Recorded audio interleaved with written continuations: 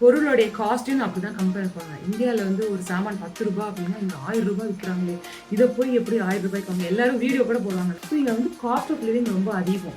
அப்போ அதுக்கு தகுந்த மாதிரி சம்பளமும் அதிகமாக இருக்கும். தெரிஞ்சு யூரோப்பியன் கண்ட்ரீஸ்க்கு வந்து இந்த மாதிரி கன்சல்டன்சின்றது தேவையே இல்லைன்னு தான் நான் நினைக்கிறேன். ஆக்சுவலாக ரியலாகவே ஹையர் பண்ண போகிறாங்க அப்படின்னா 2-3 வெப்சைட் இருக்கு. ஒவ்வொரு கண்ட்ரி பேஸ் பண்ணி வெப்சைட் இருக்கா. பட் எல்லாத்துக்குமே யூஸ்வலாக லிங்க்டின்ல இருக்கும். அதே மாதிரி நிறைய பேர் பார்ட் டைம் ஜாப் பண்ணுவாங்களா? நம்ம இந்தியன்ஸ்லாம் அங்கே நிறைய பார்ட் டைம் ஜாப் பண்ணுவாங்க. எல்லாருமே எந்த மாதிரி எல்லாம் இருக்கும்? சூப்பர் மார்க்கெட்ல வந்து பில் போடுறது, சூப்பர் மார்க்கெட்ல சாப்பிட பொருள் எடுத்து வைக்கிறது, எல்லா வேலையும் அந்த மாதிரி ரோலுக்கு வந்து எனக்கு தெரிஞ்ச லாங்குவேஜ் தேவைப்படாது. ஸோ நிறைய பேருக்கு வந்து வந்தோடனே கொஞ்சம் அந்த மாதிரி வேலை வந்து ஈஸியாக கிடைக்கும். ஃப்ரெண்ட்ஸே சில பேர் வந்து சொல்லுவாங்க, காலையில் காலேஜ், அதுக்கப்புறம் நடுவில் வந்து சமைக்கணும், வீட்டு வேலை பார்க்கணும், அப்புறம் ஈவினிங் வந்து பார்ட் டைம் ஒர்க், அப்புறம் நைட் வந்து சாப்பிட்டுட்டு தூங்கணும், மறுபடியும் இந்த சைக்கிள். ஸோ நமக்கு பிரேக்கே இருக்காதா. ஸோ ஆஃபீஸில் இருக்கிறவங்க வந்து ஃப்ரெண்டாக ஆகுற அளவுக்கு அவ்வளோ க்ளோஸாலாம் ரொம்ப நாள் ஆகும், பல வருஷங்கள் ஆகும். இந்தியாவில் ஆகிற மாதிரி டக்குன்னு ஃப்ரெண்டாக ஆக மாட்டாங்க.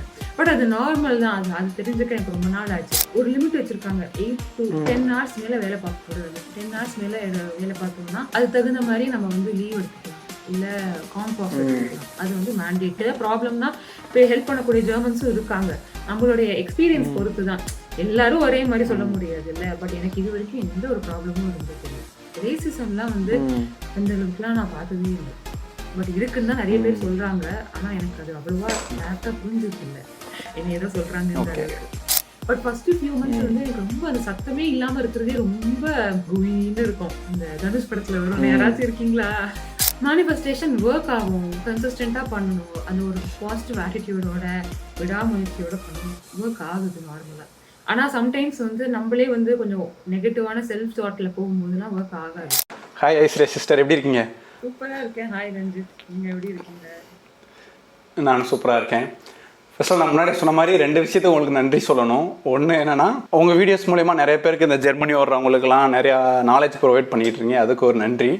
நிறைய பேர் அது மூலயமா தெரிஞ்சுக்கிறாங்களே, எப்படி காமன் பீப்புளுக்குலாம் நிறைய ஐடியா இருக்காது, அவங்களுக்குலாம் ஆல்ரெடி நீங்கள் அங்கே இருக்கிறதுனால அந்த நாலேஜை ஷேர் பண்ணுறீங்க. அது நிறைய பேர் ஹெல்ப்ஃபுல்லாக இருக்குன்னு நினைக்கிறேன். கமெண்ட்ஸ்லாம் படிப்பேன், நிறைய பேர் ஃபீட்பேக்ஸ்லாம் படிப்பேன், சொல்லுவாங்க. அதுக்கு நன்றி. 2வது நன்றி, எனக்கு நான் கேட்டவனே இந்த பாட்காஸ்ட்டுக்கு அக்செப்ட் பண்ணதுக்கு ரொம்ப நன்றி. எனக்கு ஒரு பிரச்சனையுமே இல்லை. ஏன்னா நிறைய பேர் என்னுடைய வீடியோ பார்த்து மோட்டிவேட் ஆகுறாங்க அப்படின்னா எனக்கு ரொம்ப சந்தோஷம் தான். ஆனால் ஜெர்மனி ரிலேட்டடான வீடியோஸில் ஃபீட்பேக்லாம் நீங்கள் பார்த்தீங்க, கமெண்ட்ஸ் பார்த்தீங்கன்னு அதில் எனக்கு தெரிஞ்சு அவ்வளோவா பாசிட்டிவோட நெகட்டிவ் கமெண்ட்ஸ் தான் நிறைய இருக்கும். அதை பார்த்து உங்களுக்கு இன்ட்ரெஸ்டிங்காக இருந்துச்சாங்க? இல்லையே, பாசிட்டிவாக தான் இருந்துச்சு. நன்றி. அவங்க நிறைய டவுட் கேட்பாங்க, நான் எப்படி வர்றது, அந்த மாதிரி நிறைய டவுட்ஸ் தான் கேட்டுட்டு இருப்பாங்க எல்லா வீடியோலையும். நெகட்டிவாக வருதா? இந்தியாவில் இருந்து வீடியோ போடுற வரைக்கும் செல்ஃப் இம்ப்ரூவ்மெண்ட் வீடியோலாம் வந்து வியூஸ் கம்மியாக தான் வரும், அதனால கமெண்ட்ஸும் கம்மியாக தான் வரும். வெளிநாட்டு வந்து வீடியோ போடும் போது அங்கேயே நீ அப்போ இருக்க, திருப்பி இந்தியாவுக்கு வா அப்படின்ற மாதிரி கமெண்ட் தான் அதிகமாக வரும். எனக்கு சிரிப்பாக வரும், என்னடா. ஆமாம், நீங்கள் ஒரு வீடியோவில் சொல்லியிருந்தீங்க, நீ அங்கே போயிட்ட, நீ இந்த மாதிரி நெகட்டிவாக சொல்கிற, நாங்கள் யாரும் அங்கே வரக்கூடாது அப்படின்ட்டு நினைக்கிற நீ அப்படின்ட்டு. அது வந்து இங்க இருக்கிற இந்தியன்ஸ் நிறைய பேர் சொல்லுவாங்க, நம்ம எவ்வளவுதான் உண்மையா வெளியில சொன்னாலும் எவனும் நம்பவும் மாட்டிக்கிறாங்க, அதனால அவங்களுக்கு காப்பாற்றணும்னு நம்ம நினைக்கக்கூடாது, எல்லாரும் வாங்க வாங்க எல்லாரும் சேர்ந்து கஷ்டப்படுவோம் அப்படின்னு தான் எல்லாரையும் நம்ம சொல்லணும் அப்படின்னு. ஏன்னா கரெக்டு தான், அங்கேருந்து பார்க்கும்போது இங்க சூப்பரா இருக்கிற மாதிரி இருக்கும், ஆனா இங்க வாங்குற அடியெல்லாம் வந்து அங்க தெரியாது. அதுக்காக வர வேண்டாம்னு நம்ம யாரும் சொல்லக்கூடாது. அவங்க எக்ஸ்பீரியன்ஸ் ஒவ்வொருத்தருக்கு கஷ்டமா இருக்கலாம், ஒவ்வொருத்தருக்கு ஈஸியா செட்டில் ஆகலாம், ஆனா ஜென்ரலைஸ் பண்ணக்கூடாது இல்லை. பட் அந்த மாதிரி கமெண்ட்ஸ்லாம் பார்க்கும்போது சரி, இந்த ஆடியன்ஸ் என்னதான் எதிர்பார்க்குறாங்கன்னே புரியல. ஆனால் நம்மளோட எக்ஸ்பீரியன்ஸ் தான் நம்ம ஷேர் பண்ண முடியும். நம்ம சும்மா தப்பா ஃபேக்காலாம் சொல்லக்கூடாது. ஏதோ ஒரு வீடியோவில் யாராவது சொல்கிறாங்க அப்படின்றதுக்காக நம்ம காப்பி அடிச்சுலாம் சொல்லக்கூடாது. நம்ம என்ன எக்ஸ்பீரியன்ஸ் பண்ணுறோமோ அதுதான் சொல்லணும். அதனால நான் வந்து 1 yearல என்னெல்லாம் கஷ்டப்பட்டேனோ அதுதான் நிறைய ஜெர்மனி பற்றி சொல்லியிருப்பேன். பட் அது பிளாங்கா இருப்பாங்க. பிளாங்கா இருக்கிறதுக்கு பாசிட்டிவ் நெகட்டிவ் ரெண்டுமே தெரிஞ்சுக்கிட்டாங்கன்னா அவங்களுக்கு முன்னாடியே வரும்போது அதை டேக்கிள் பண்ணுறதுக்கு ஒரு ப்ரிப்பேர் பண்ணிட்டு வருவாங்கல்ல. சரி, உங்கள் ஜேர்னி பற்றி சொல்லுங்கள். நீங்கள் எப்படி அங்கே ஜெர்மனி போனீங்க, நீங்கள் என்ன பண்ணுறீங்கன்ட்டு சும்மா உங்களோட ஜேர்னி மட்டும் சொல்லுங்கள். நான் 2023 வந்து ஜெர்மனிக்கு வந்தேன். எனக்கு அப்போ தான் கல்யாணம் ஆச்சு. ஸோ என் ஹஸ்பண்ட் இங்கே ஒர்க் பண்ணிட்டு இருந்தாங்க. நான் அங்கேருந்து ஜாப் அப்ளை பண்ண ட்ரை பண்ணேன். செம்மையாக ரிஜெக்ஷன் வரும், கண்ணா பின்னான்னு வரும். அண்ட் அதில் ரொம்ப கஷ்டமாக என்ன இருக்கும்னா, அவங்க லிங்க்டின்ல தான் நான் அப்ளை பண்ணுவேன். எல்லா ஓப்பனிங்ஸுமே வந்து ஜெர்மனில் போட்டிருப்பாங்க. எனக்கு ஜெர்மன் சுத்தமாக தெரியாது. அது என்னடா கேட்குறாங்கன்னே புரியாது. நான் வந்து எஸ்ஏபி பேக்ரவுண்டு. அவ்ளோ எக்ஸ்பீரியன்ஸ்லாம் இல்ல. 4 to 5 இயர்ஸ் ஆஃப் எக்ஸ்பீரியன்ஸ் அப்போ. ஸோ எஸ்ஏபிக்கு ஓகே. ஏதாச்சும் ஓப்பனிங் இருக்கான்னு பார்ப்போம். அப்படி இல்லன்னா ஏதாச்சும் ஒரு வேலைக்கு போவோம் அப்படின்னு தான் நான் ட்ரை ம். பண்ணேன். என்ன ம். ரிக்வயர்மென்ட்னே புரியாது. இங்கிலீஷ் ஸ்பீக்கிங் ஜாப்ஸ் வந்து ரொம்ப கம்மியா தான் இருக்கும். அந்த மாரி ஓப்பனிங்ஸ் ம். வந்து 2, 3 இருக்கும். அதுல 100 பேர் அப்ளை பண்ணி வச்சிருப்பானுங்க. அதுவும் கேட்கறதெல்லாம் ரொம்ப எக்ஸ்பீரியன்ஸ்டான ஆட்களா கேட்பாங்களா, அப்ப நம்மலாம் கம்மி இயர்ஸ் ஆஃப் எக்ஸ்பீரியன்ஸோட போம்போது, ஐயோ! நம்ம எப்படி செலக்ட் பண்ணுவாங்க? நமக்கு கம்பீட் பண்ண முடியாதுல்ல.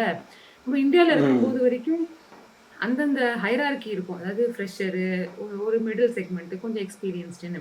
ஆனா இங்க ஒரு ஓப்பனிங் தானா, ம். எல்லாரும் அப்ளை பண்ணுவாங்க அதுக்கு. அதுல இந்தியன்ஸோட ஓகே. நம்ம வந்து சண்டை போட்டு தான் ஆகணும். அப்ளை பண்றவங்க இந்தியன்ஸ் ஆ. மட்டும் இருக்க மாட்டாங்க. லோக்கல் மக்களும் இருப்பாங்க. அவங்களுக்கு ஜெர்மன் தெரிஞ்சா அவங்கள தான் அதிகமா ப்ரிஃபர் பண்ணுவாங்க. ஈவன் தோ அது வந்து இங்கிலீஷ் ம். ஸ்பீக்கிங் கம்பெனியா இருந்தாலும். ஸோ ரொம்ப கஷ்டமா ம். இருக்கும். நெறைய ரிஜெக்ஷன் தான் வரும்.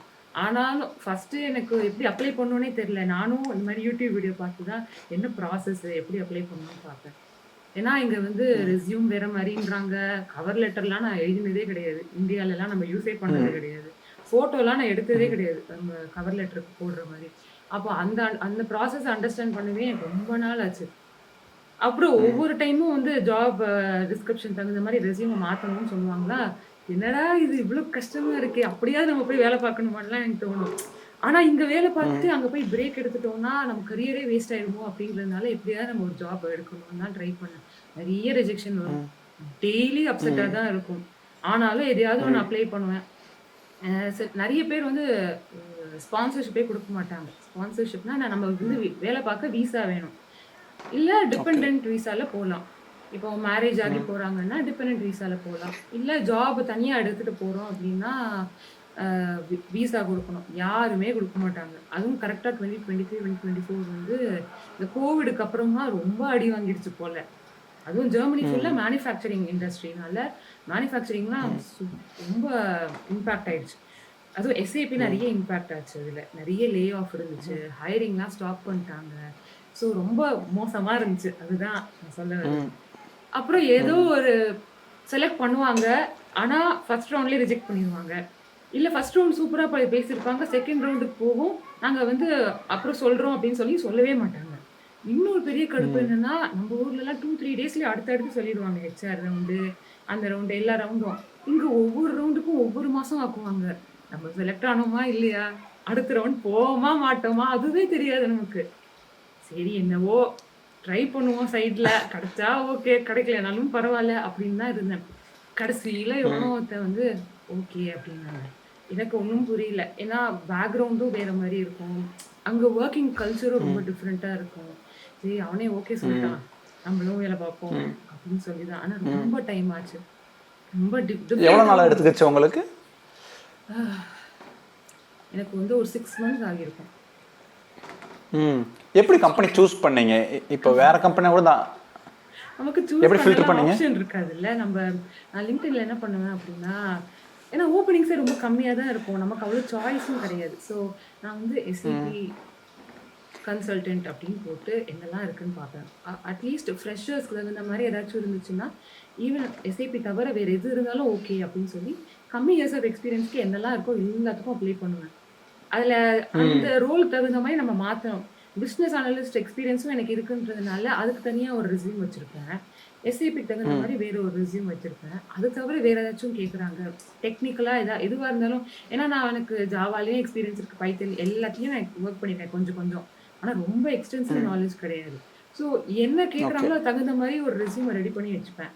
ஸோ எல்லாத்துக்கும் அப்ளை ம். பண்ணுவேன். எனக்கு சாய்ஸே கிடையாது. நான் எல்லாத்துக்குமே அப்ளை பண்ணேன். ஆனா எது வருதோ அது தகுந்த ஓகே. மாரி நான் ப்ரிப்பேர் பண்ணிப்பேன் கொஞ்சம். எனக்கு கடைசியில செலக்ட் ம். ஆனது ஆனா எஸ்ஏபிக்கு தான். ஸோ எஸ்ஏபில ம். அவங்க என்ன கேட்குறாங்களோ அதுக்கு தகுந்த மாரி நான் கொஞ்சம் ப்ரிப்பேர் பண்ணிட்டேன். இந்த யூடெமியோ இல்ல யூடியூப்லயே நெறைய வீடியோஸ் இருக்கும்ல. அதுக்கு தகுந்த மாரி தான் ப்ரிப்பேர் பண்ணினேன். ஆனா ரொம்ப லாங் ம். ப்ராசஸ் தான். ப்ரிப்பரேஷன் ஃபேஸே வந்து ரொம்ப அதிகமா இருக்கும். 3 to 4 மந்த்ஸே ம். ப்ரிப்பரேஷன் தான் இருந்துச்சு. அது தவிர அப்ளை ஓகே. பண்றதே வந்து ஒரு 2, 3 மந்த்ஸ் ஆச்சு. அ ம். அதுக்கப்புறம் ஒவ்வொரு ப்ராசஸும் வெயிட் பண்ணணும். அவங்க எஸ் சொல்றாங்களா, நோ சொல்றாங்களா, அதுக்கும் ரொம்ப டைம் ஆகும். அதுக்கப்புறம் ஒருத்தங்க ம். வந்து உனக்கு விசா குடுக்குறோம் அப்படின்னு சொன்னாங்க. விசா குடுக்கலன்னா, ம். அப்புறமா நான் டிபெண்டன்ட் விசால வந்து குடுத்துருக்கலாம். பட் அவங்க விசா குடுக்குறேன்னு ரெடியா இருந்தாங்க. So அந்த ப்ராசஸிங்கும் ம். வந்து அபவுட் அது ஒரு 4 மந்த்ஸ் ஆச்சுன்னு நினைக்கிறேன். ஸோ செலக்ட் ஆகி விசா ப்ராசஸிங்லாம் முடிய வந்து ஒரு 4 மந்த்ஸ் கிட்ட ஆச்சு. ஓகே. இப்போ ஸ்பான்சர்ஷிப்ன்றது விசாலாம் கம்பெனிலேருந்து கொடுக்க மாட்டாங்களா? வேற யாராச்சும் நம்ம கிட்ட வந்து வாங்கணுமா விசா கம்பெனி தான் ப்ராசஸ் வந்து எப்படி? கொடுப்பாங்க.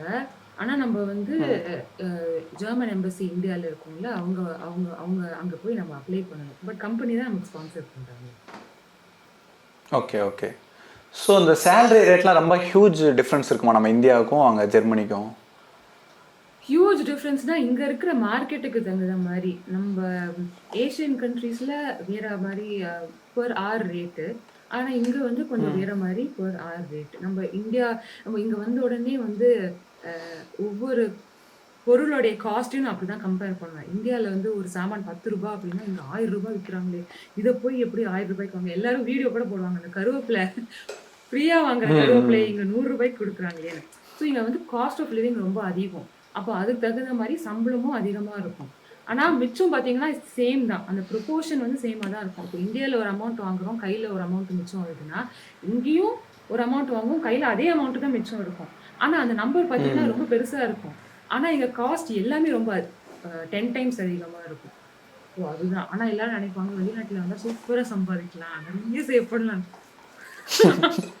அதெல்லாம் ஒண்ணுமே இல்ல. ஆனா அதெல்லாம் நம்ப மாட்டாங்க. அவங்க இங்க வந்தாதான் அதெல்லாம் நம்புவாங்க. நான் சொன்னா அது நம்ப மாட்டாங்க. பட் ஸ்டில் அதுதான் உண்மை. ஸோ அதிகமான சம்பளம் வாங்கினாலும் அதுக்கு ஏற்ற மாதிரி செலவும் இருக்கும்ன்றீங்க. பயங்கரமா இருக்கும். ஏன்னா ஒவ்வொரு பொருளுடைய ரேட்டுமே அதிகம். இது ரொம்ப சீப்பா அஃபோர்டபுளா இருக்கும் நமக்கு எல்லாமே. அதனால குவாலிட்டியான ப்ராடக்ட்ஸும் நமக்கு கிடைக்கும். இங்க வந்து எல்லாமே ஒரு ஸ்டாண்டர்ட் வந்து கொஞ்சம் அதிகமான பிரைஸா தான் இருக்கும். Especially Indian products. இருந்தாலும் ஒரு எக்ஸ்பீரியன்ஸ் தானே, நம்மளோட லைஃபே அப்டேட் ஆகும்ல கொஞ்சம். கரெக்ட். நிறைய எக்ஸ்போஷர் இருக்கும். அதுக்காக தான் எனக்கு தெரிஞ்சு நிறைய பசங்க இன்னமும் படிக்கணும்னு நினைக்க வராங்க. ஏன்னா ஈவன் தோ எங்க மார்க்கெட் வந்து நல்லாவே இல்ல அப்படின்னு நிறைய பேர் சொன்னாலும், ஒரு ஒரு குளோபல் எக்ஸ்போஷர் கிடைக்கும். நிறைய கண்ட்ரீஸை விட இந்த கண்ட்ரியில வந்து ஒரு டிராபேக் என்னன்னா ஜெர்மன் படிக்கணும். ஜெர்மன் ஆனா படிச்சாங்கன்னா கொஞ்சம் ஈஸியா வந்து இன்டெகிரேட் ஆகலாம். மத்தவங்களோட பேசலாம். ஏன்னா இங்கேயும் வந்து இந்தியன் கம்யூனிட்டியோடயே பேசணும் அப்படின்னா அவங்களுக்கு பெரிய அட்வான்டேஜ் இருக்காதுல்ல. இங்க வந்து இங்கிலீஷ் பேசாத மக்கள் நிறைய பேர் இருக்காங்க டிஃப்ரெண்ட் கண்ட்ரீஸ்லேருந்து. ஸோ அவங்களோடயும் பேசினா நமக்கு நிறைய எக்ஸ்போஷர் கிடைக்கும். காலேஜ்ல படிக்கும்போது நிறைய கண்ட்ரீஸ்லேருந்து வராங்க.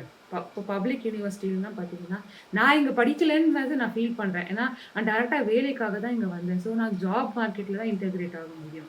ஆனால் இங்கே படிக்க வராங்க அப்படின்னா நம்ம எப்படி இப்போ சென்னையிலேருந்து ஒரு பெங்களூருக்கு நம்ம வேலைக்கு போகும்போது நிறைய ஸ்டேட்லேருந்து மக்களை பார்ப்போம், நிறைய கற்றுப்போம். ஏன்னா நம்ம ஸ்டேட்டே ஆக்சுவலாக ஒவ்வொரு ஸ்டேட்டும் ஒவ்வொரு மாதிரி இருக்கும். இந்தியாவே எனக்கு தெரிஞ்சு நான் யூரோப் மாதிரி தான் என்னுடைய கலீக்ஸ் கிட்ட சொல்லுவேன். அவங்க இந்தியானா வந்து என் கம்பெனியில் நிறைய இந்தியன்ஸ் இருக்காங்க. ஆனால் ஒவ்வொருத்தர் சவுத்து, நார்த்து, ஈஸ்ட், வெஸ்ட்னு இருக்காங்களா. ஸோ அவங்களுக்கு புரியாது. நீயும் இந்தியாவில் தான் இருக்க, நீயும் இந்தியாவில் தான் இருக்க, ஆனால் நீ தமிழ் பேசுகிற, அவங்க ஹிந்தி பேசுகிறாங்களே அப்படின்னு கேட்பாங்க. ஏன்னா யூரோப்லேயும் டிஃப்ரெண்ட் கண்ட்ரீஸ் இருக்குது. ஆனால் டிஃப்ரெண்ட் நம்ம ஸ்டேட்ஸ் மாதிரி தான். டிஃப்ரெண்ட் தமிழ்நாடு, கேரளான்ற மாதிரி தான் யூரோப் ஃபுல்லாகவே வந்து ஜெர்மனி, ஆஸ்திரியா அந்த மாதிரி. அப்புறம் எதுக்கு தெரியல. நீங்கள் என்ன கேட்டீங்க? நான் என்ன கேட்டேன்னா என்ன கேட்டேன் ஏன்னா எக்ஸ்போஷர் கிடைக்கும், அதுக்காக தான் சொன்னேன். ஸோ இங்க டிஃப்ரெண்ட் நான் எக்ஸ்பீரியன்ஸ் கிடைக்கும்னு சொன்னேன். காலேஜுக்கு படிக்க வரும்பொழுது டெக்னிக்கலாக நம்ம கற்றுக்குறோமோ இல்லையோ நிறைய பேர் வந்து பார்ட் டைம் ஜாப்ஸ் போவாங்க. ஏன்னா செலவு ரொம்ப அதிகமாக இருக்கும்ல. நம்ம இந்தியாவிலேருந்து எவ்வளோதான் சப்போர்ட் பண்ணாலும் அந்த மாதத்தோடைய செலவை சப்போர்ட் பண்ணுறதுக்கு நிறைய பசங்க வந்து பார்ட் டைம் ஜாப்ஸ் போவாங்க. ஸோ அந்த ஜாபை தேடணுன்றதே ஒரு பெரிய தலைவலியாக இருக்கும். அதில் நிறைய அடி வாங்குவோம். ஆனால் அந்த எக்ஸ்பீரியன்ஸ்லாம் நமக்கு ஒரு பெரிய லேர்னிங் எக்ஸ்பீரியன்ஸாக இருக்கும். அதில் எப்படி நம்ம பேசணும், எப்படி நம்மளை ப்ரொஜெக்ட் பண்ணிக்கணும், நம்மளை எப்படி செல் பண்ணணும், அதெல்லாம் நம்ம கற்றுக்கணும். எப்படி ஃப்ரெண்ட்ஸ் கிரியேட் பண்ணிக்கணும், வேறு மொழியில் பிறக்கக்கூடிய மக்களோட எப்படி பேசணும், அதுக்கப்புறம் தனியா இருக்கிறது எப்படின்னு நிறைய கத்துக்குவோம். எப்படி சமைக்கணும்னு கத்துக்குவோம். நிறைய விஷயங்கள் நம்மளால இண்டிபெண்டா எப்படி இருக்கணும்னு நமக்கு தெரியும். ஏன்னா நம்ம வீட்டுல இருக்கும்போது சமையல், வீட்டு வேலை, துணி துவைக்கிறது இது எதுவுமே செய்ய மாட்டோம். ஆனா வெளிநாட்டுக்கு வந்தா நீ செய்யலைன்னா ஒன்றும் கிடையாது. அடுத்த நாளைக்கு போட துணி இருக்காது. ஸோ இண்டிபெண்டா எப்படி இருக்கணும்ன்ற எல்லாமே நமக்கு தெரியும்.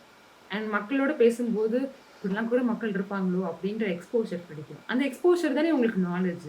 அந்த நாலேஜ் வச்சு நீங்க உங்களுக்கு ஒரு கான்ஃபிடன்ஸ் கிடைக்கும். அண்ட் அந்த கான்ஃபிடன்ஸ் நீங்க எங்க வேணாலும் சர்வை பண்ணலாம் அப்படின்ற ஒரு தைரியம் வரும்பொழுது அதுதான் ஆக்சுவலா ரியல் லேர்னிங்.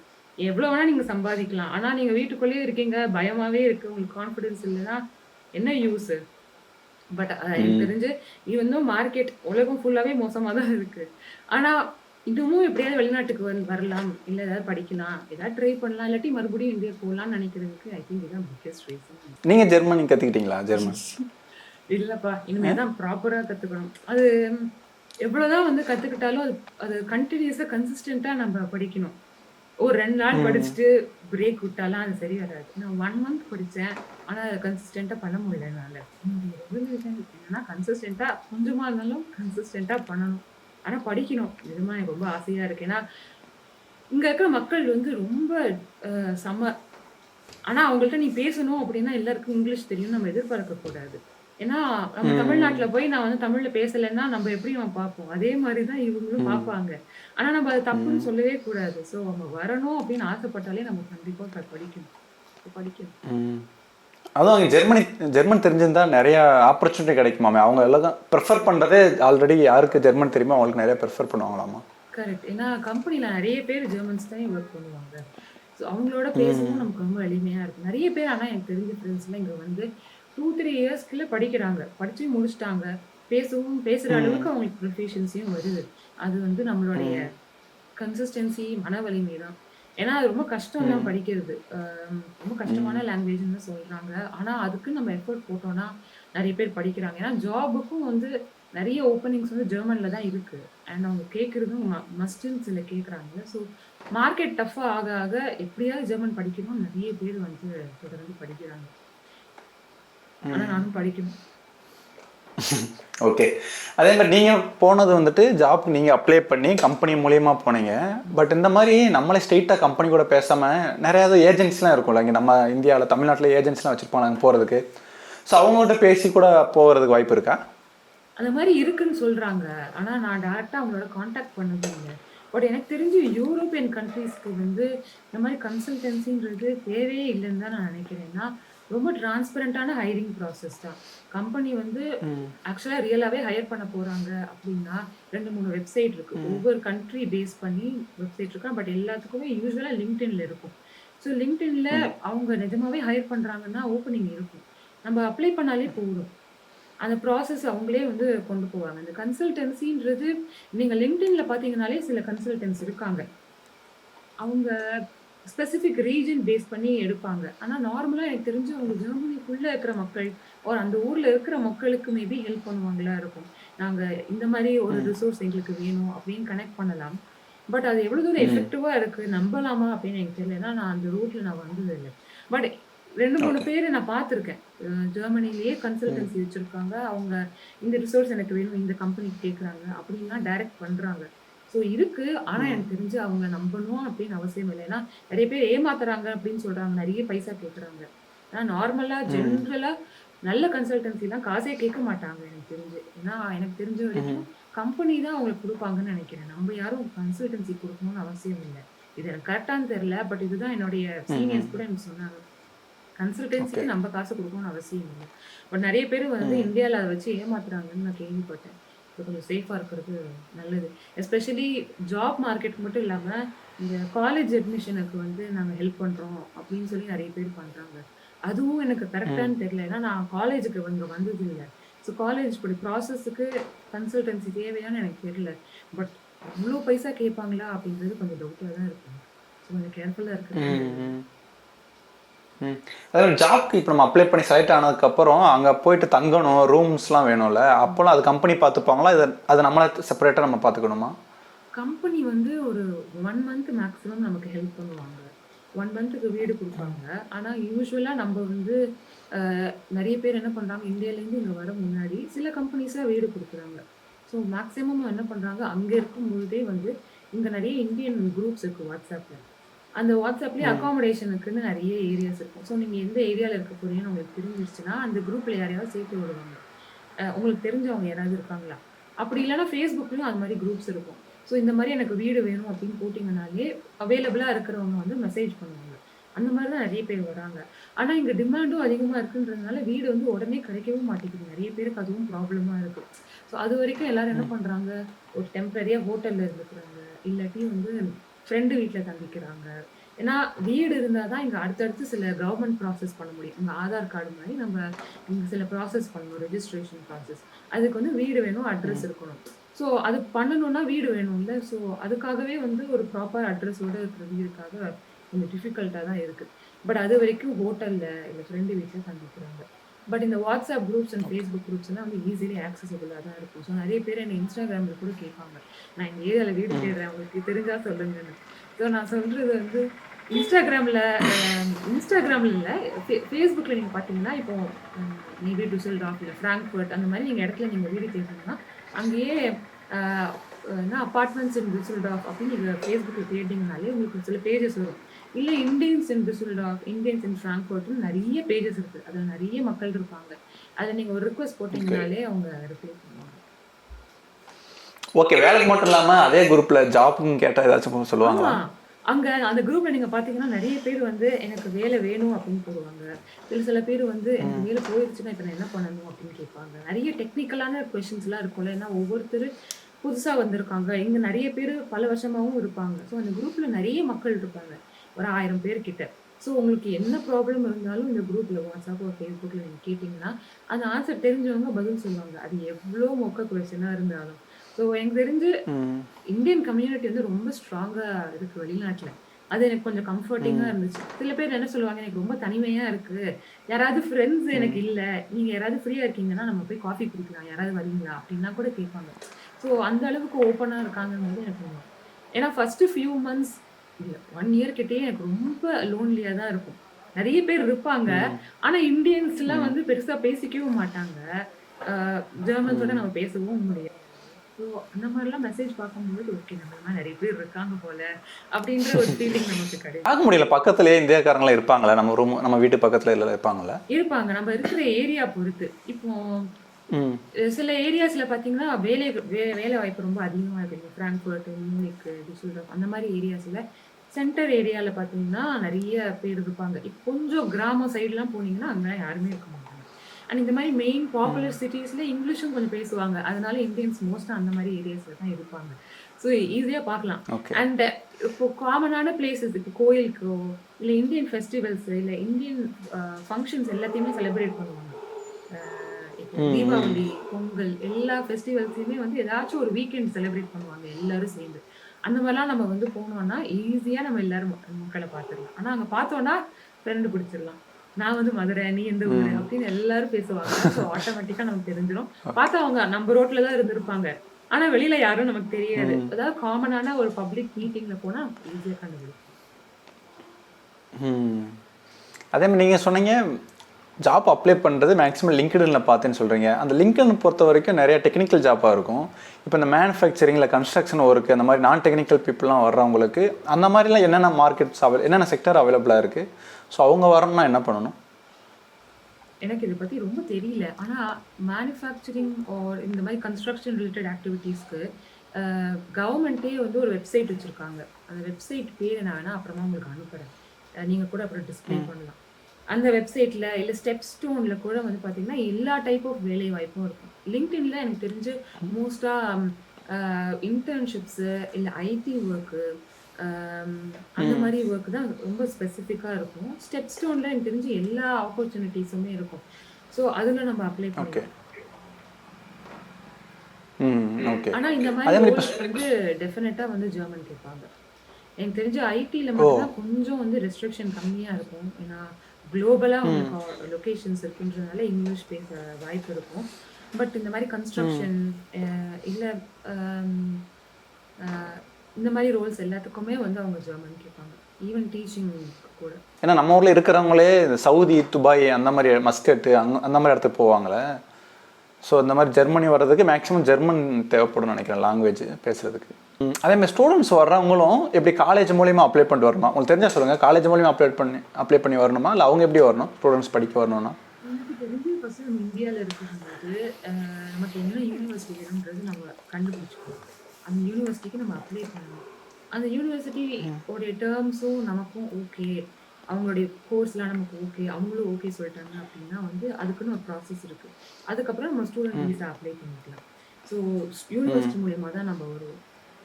எப்படி நம்ம ஆஃபீஸ்க்கு வந்து ஒர்க்குக்கு வந்து ஒர்க் வீசா கொடுக்குறாங்களோ இவங்க ஸ்டூடெண்ட் வீசாவில் வருவாங்க.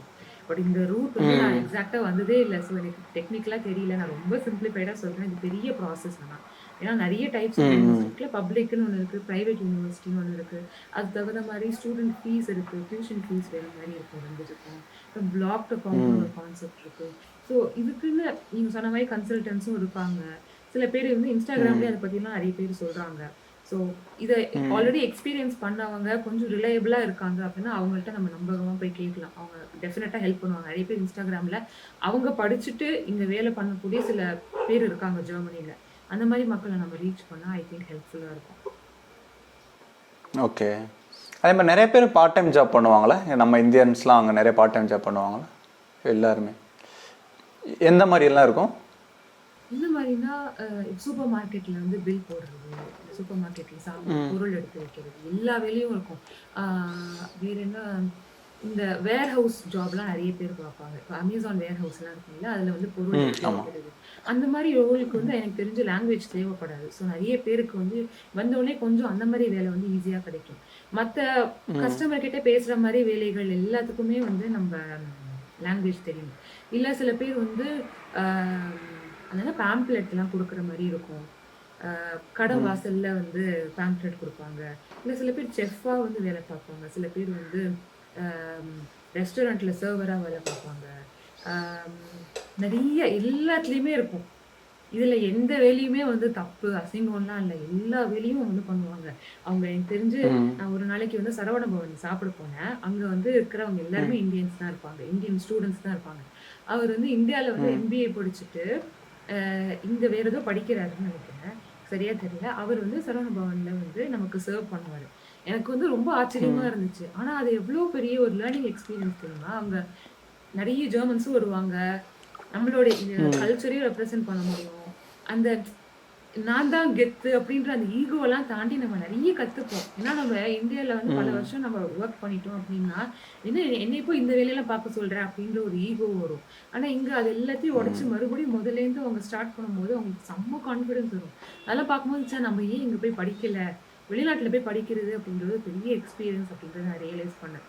ஆனால் நம்ம படிச்சுதான் அதை கற்றுக்கணும்னு அவசியம் இல்லை. நம்ம தெரியாத ஒரு இடத்துல போய் நம்ம சர்வை பண்ணோம் அப்படின்னாலே, இப்போ நம்ம சென்னையிலேருந்து நார்த்தில் தெரியாத ஒரு மொழி ஹிந்தி நமக்கு தெரியலன்னா அங்கே சர்வை பண்ணுறது இதே தான். அந்த கான்ஃபிடென்ஸ் நமக்கு வந்துருச்சுன்னா எங்கே போனாலும் அது நமக்கு கிடைக்கும். ஆனால் நம்ம இருக்கிற ஊரை விட்டு கொஞ்ச நாளைக்காவது வேறு ஊருக்கு போகணுன்றது அப்போ நான் பயங்கரமாக ரியலைஸ் பண்ணேன். அந்த மாதிரி எல்லா இடத்துலையும் இருப்பாங்க இந்தியன்ஸ்.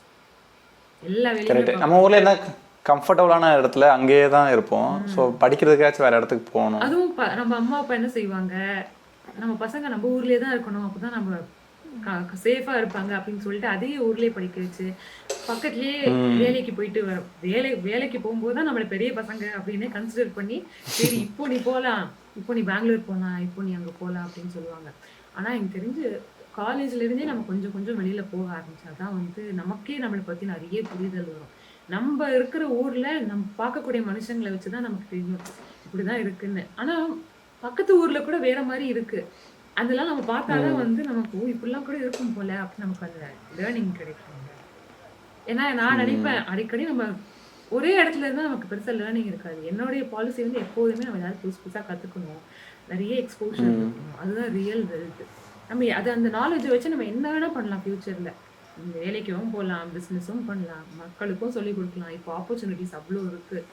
ஸோ அந்த நாலேஜ் கற்றுக்கணும் அப்படின்னா நிறைய மனுஷங்களோட இன்ட்ராக்ட் பண்ணணும். ஸோ ட்ராவல் பண்ணணும். கரெக்ட். அதே மாதிரி இப்போ பார்ட் டைம் ஜாப் நான் பேசி இருக்கிறப்போ ஸ்டூடெண்ட்ஸ் கூட டைம் இருக்கும், காலேஜ் முடிச்சுட்டு போவாங்க. இது எம்ப்ளாயீஸ் நீங்களாம் போகிறதுக்கு டைம் கிடைக்குமா? பார்ட் டைம் ஜாப் வந்து ஸ்டூடெண்ட்ஸ் தான் பண்ணுவாங்க. அதாவது பார்ட் டைம் இங்கே வந்து ஒர்க்கிங் ஹவர்ஸ்ன்னு வந்து ஸ்ட்ரிக்டாக இருக்கும். அதாவது 40 மணி நேரம் தான் வேலை பார்க்கணும் அப்படிங்கிறது மேக்ஸிமம் அஃபீஷியலாக ஒர்க் பண்ணுற டைம். ஸோ அதை விட கொஞ்சம் கம்மியாக இருக்குது அப்படின்னா மேபி அவங்க சில பேர் வந்து பார்ட் டைம் போகலாம். அந்த ஸ்டூடெண்ட்ஸ் வந்து டெஃபினட்டாக பார்ட் டைம் வந்து போகலாம். ஸோ ஃபுல் டைம் ஒர்க் பண்ணுறவங்க யாரும் பார்ட் டைம் ஒர்க்லாம் போக மாட்டாங்க. ஆனால் ஸ்டூடெண்ட்ஸ்க்கு வந்து ரொம்ப டிஃபிகல்ட்டாக இருக்கும். ஏன்னா என்னுடைய ஃப்ரெண்ட்ஸே சில பேர் வந்து சொல்லுவாங்க காலையில் காலேஜ் இருக்கும், அதுக்கப்புறம் நடுவில் வந்து சமைக்கணும், வீட்டு வேலை பார்க்கணும், அப்புறம் ஈவினிங் வந்து இந்த பார்ட் டைம் ஒர்க் பண்ணணும், அப்புறம் நைட் வந்து சாப்பிட்டுட்டு தூங்கணும், மறுபடியும் இந்த சைக்கிள். ஸோ நமக்கு பிரேக்கே இருக்காதா. ஸோ ரொம்ப ஸ்ட்ரெஸ்ஃபுல்லாக தான் இருக்கும். பட் செம்மையாக மேனேஜ் பண்ணுறாங்க. ஃபஸ்ட்டு ஃபியூ இயர்ஸ் கொஞ்சம் கஷ்டப்படுற மாதிரி தான் இருக்கும். பட் அந்த லேர்னிங்கில் அவங்களுக்கு கொஞ்சம் கான்ஃபிடன்ஸ் வந்துடுது நினைக்கிறேன். ஆமாம், நானும் கேள்விப்பட்டிருக்கேன். அந்த பார்ட் டைம் ஜாப் பார்க்குற அந்த வர மணிலேருந்தே கூட அவங்களோட ஸ்டடீஸ்லாம் மேனேஜ் பண்ணிக்கிறாங்க அப்படின்லாம் சொன்னாங்க. நிறைய பேர் என்ன பண்ணுறாங்கன்னா, இப்போ ஆல்ரெடி அந்த பிளாக்ட் அக்கௌண்ட்னு சொல்கிறேன்னா, அந்த பிளாக்ட் அக்கௌண்ட் தான் வந்து உங்களுடைய என்டையர் லேர்னிங் அந்த படிக்கக்கூடிய பீரியடுக்கு எவ்வளோ பைசா வேணுமோ அலாங் வித் உங்களுக்கு மந்த்லி எக்ஸ்பென்ஸ் எல்லாமே உங்களுக்கு இருக்குது அப்படின்றது ப்ரூஃப் தான் அந்த பிளாக்ட் அக்கௌண்ட். அந்த பிளாக்ட் அக்கௌண்ட்டில் அந்த 2 வருஷத்துக்கு உங்களுக்கு எவ்வளோ காசு தேவையோ 20 லட்சமோ இல்லை 30 லட்சமோ அந்த அக்கௌண்ட்டில் நம்ம போட்டு வச்சிடணும். அப்போ தான் நமக்கு அந்த ஸ்டூடெண்ட் விசாவே நமக்கு கிடைக்கும். ஆனாலும் அது தவறையும் நமக்கு செலவுகள் இருக்கும். அந்த பிளாக்ட் அக்கௌண்ட் மூலயமா எவ்ரி மந்த் வந்து அந்த ஸ்டூடெண்ட்டோடைய அக்கௌண்ட்டுக்கு பைசா வந்துடும். அதை வச்சு அவங்களுடைய மந்த்லி செலவுகளை வந்து மேனேஜ் பண்ணிக்கலாம். ஆனாலும் அது பத்தலை அப்படின்ற பட்சத்தில் எப்படியும் லேர்னிங் எக்ஸ்பீரியன்ஸ் வேணும், அந்த பைசாவும் வேணும் அப்படின்றதுனால மந்த்லி செலவுகளை பார்த்துக்க நிறைய பேர் வந்து இந்த மாதிரி பார்ட் டைம் ஜாப் போவாங்க. மந்த்லி இந்த சாமான் கிராசரி வாங்குறது, இல்லை வீட்டு வாடகை கொடுக்குறது, இல்லை ஏதாவது பாக்கெட் மணி வேணும் அப்படின்ற பட்சத்தில் அவங்க அந்த மாதிரி பார்ட் டைம் ஜாப் போவாங்க. அதே மாதிரி அங்கே ட்ராவல்ஸ்லாம் ஃப்ரீயாமே ட்ராவல் பண்ணுறதுக்கு? இல்லை ஃப்ரீ இல்லையா? இல்லை இல்லை ஜெர்மனியில் வந்து 58 யூரோஸ்க்கு வந்து ஒரு டிக்கெட் இருக்குது. அதாவது ஒரு டிக்கெட் இருக்குது, ஓகேவா? அந்த டிக்கெட் வச்சு ஜெர்மனி ஃபுல்லாக ஒரு மாதத்துக்கு நம்ம எங்கே வேணால் ட்ராவல் பண்ணலாம். இங்கே டிஃப்ரெண்ட் மோட்ஸ் ஆஃப் ட்ராவலும் இருக்குது. ட்ரெயின் இருக்குது, பஸ்ஸில் இருக்குது, ட்ராம் இருக்குது, இருக்கிற எல்லா மோட் ஆஃப் டிரான்ஸ்போர்ட்லேயுமே வந்து இந்த ஒரு டிக்கெட் நம்ம வாங்கினோம் அப்படின்னா நம்ம யூஸ் பண்ணிக்கலாம். அப்படி இல்லை, இது வந்து கொஞ்சம் சீப்பான இதுதான் சீப்பு. 58 யூரோன்றது ஒரு அமௌண்ட்டு. இது ஒரு மாதத்துக்கான ஒரு பாஸ். இது வாங்கலை, எனக்கு இது ரொம்ப அதிகமாக இருக்குது அப்படின்னாலும் நம்ம பஸ்ஸில் போனால் தனித்தனியாக டிக்கெட் வாங்கிக்கலாம். ஸோ டிக்கெட் இல்லாமல் ஃப்ரீ எல்லாம் கிடையாது. அது தனியாக போகிறோம் அப்படின்னா அது ஒரு 2 யூரோவாக இருக்கும். அது ஒரு டைம் தான் ட்ராவல் பண்ணுற மாதிரி இருக்கும். ஸோ அடிக்கடி அவங்க போகிறாங்க அப்படின்னா இந்த மாதிரி பாஸ் வாங்குறது தான் வந்து பெட்டராக இருக்கும். பட் ட்ராவல்லாம் சீப், ஃப்ரீலாம் கிடையாது. நம்ம எந்த ஊராக இருந்தாலும் டிக்கெட் வாங்கிட்டு தான் போகணும். ஓகே, நான் தப்பான இன்ஃபர்மேஷன் இங்கே பார்த்துருக்கேன் நினைக்கிறேன். அதே மாதிரி இப்போ கம்பெனி செலக்ட் ஆனதுக்கப்புறம் இந்த ட்ராவல் டிக்கெட் செலவு அதெல்லாம் நம்ம தான் பார்த்துக்கணுமா, இல்லை எவ்வளோ வரும் டிக்கெட் செலவுலாம்?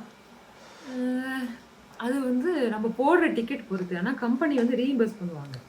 ஸோ தான் போடணும். ஆனால் கம்பெனி உங்களுக்கு திருப்பி அந்த காசை வந்து கொடுப்பாங்க. எந்த மாதிரி ஃப்ளைட்டில் போடுறோம், எவ்வளோ லக்ஸூரியஸாக போடுறோன்றது பொறுத்து. நார்மலாக எவ்வளோ வரும், எனக்கு தெரிஞ்சு வந்து 600 to 700 யூரோ கிட்ட வரும். அப்படின்னா லெஸ் தென் ஒரு 1000 யூரோஸ் கிட்ட வரும் ஒரு 1 வே போகிறதுக்கு. ஸோ அவங்க என்ன மாதிரி ஃப்ளைட்டில் போகிறாங்க, ரொம்ப காஸ்ட்லியான ஒரு ஏர்லைன்ஸில் போகிறாங்கன்னா கொஞ்சம் அதிகமாக இருக்கும். இல்லை கொஞ்சம் மாடரேட்டாக இருந்துச்சுன்னா. ஆனால் நம்ம பே பண்ணிக்கணும். அதுக்கப்புறமா வந்து கம்பெனி நமக்கு ரீஇம்பர்ஸ் பண்ணுவாங்க. எவ்வளோ நேரம் ஆகும் இங்கே நம்ம சென்னையிலேருந்து போகணுன்னா? சென்னையிலேருந்து போக ஆல்மோஸ்ட் ஒரு 12 to 14 ஹவர்ஸ் கிட்ட ஆகும். நிறைய ரூட் இருக்குது. சிங்கிள் ஃப்ளைட் போவாங்க அப்படின்னா டைரக்ட் ஃப்ளைட் இல்லை. சென்னையிலேருந்து துபாய் போவாங்க. ஃபஸ்ட்டு துபாய் போக ஒரு 4 ஹவர்ஸ் ஆகும்.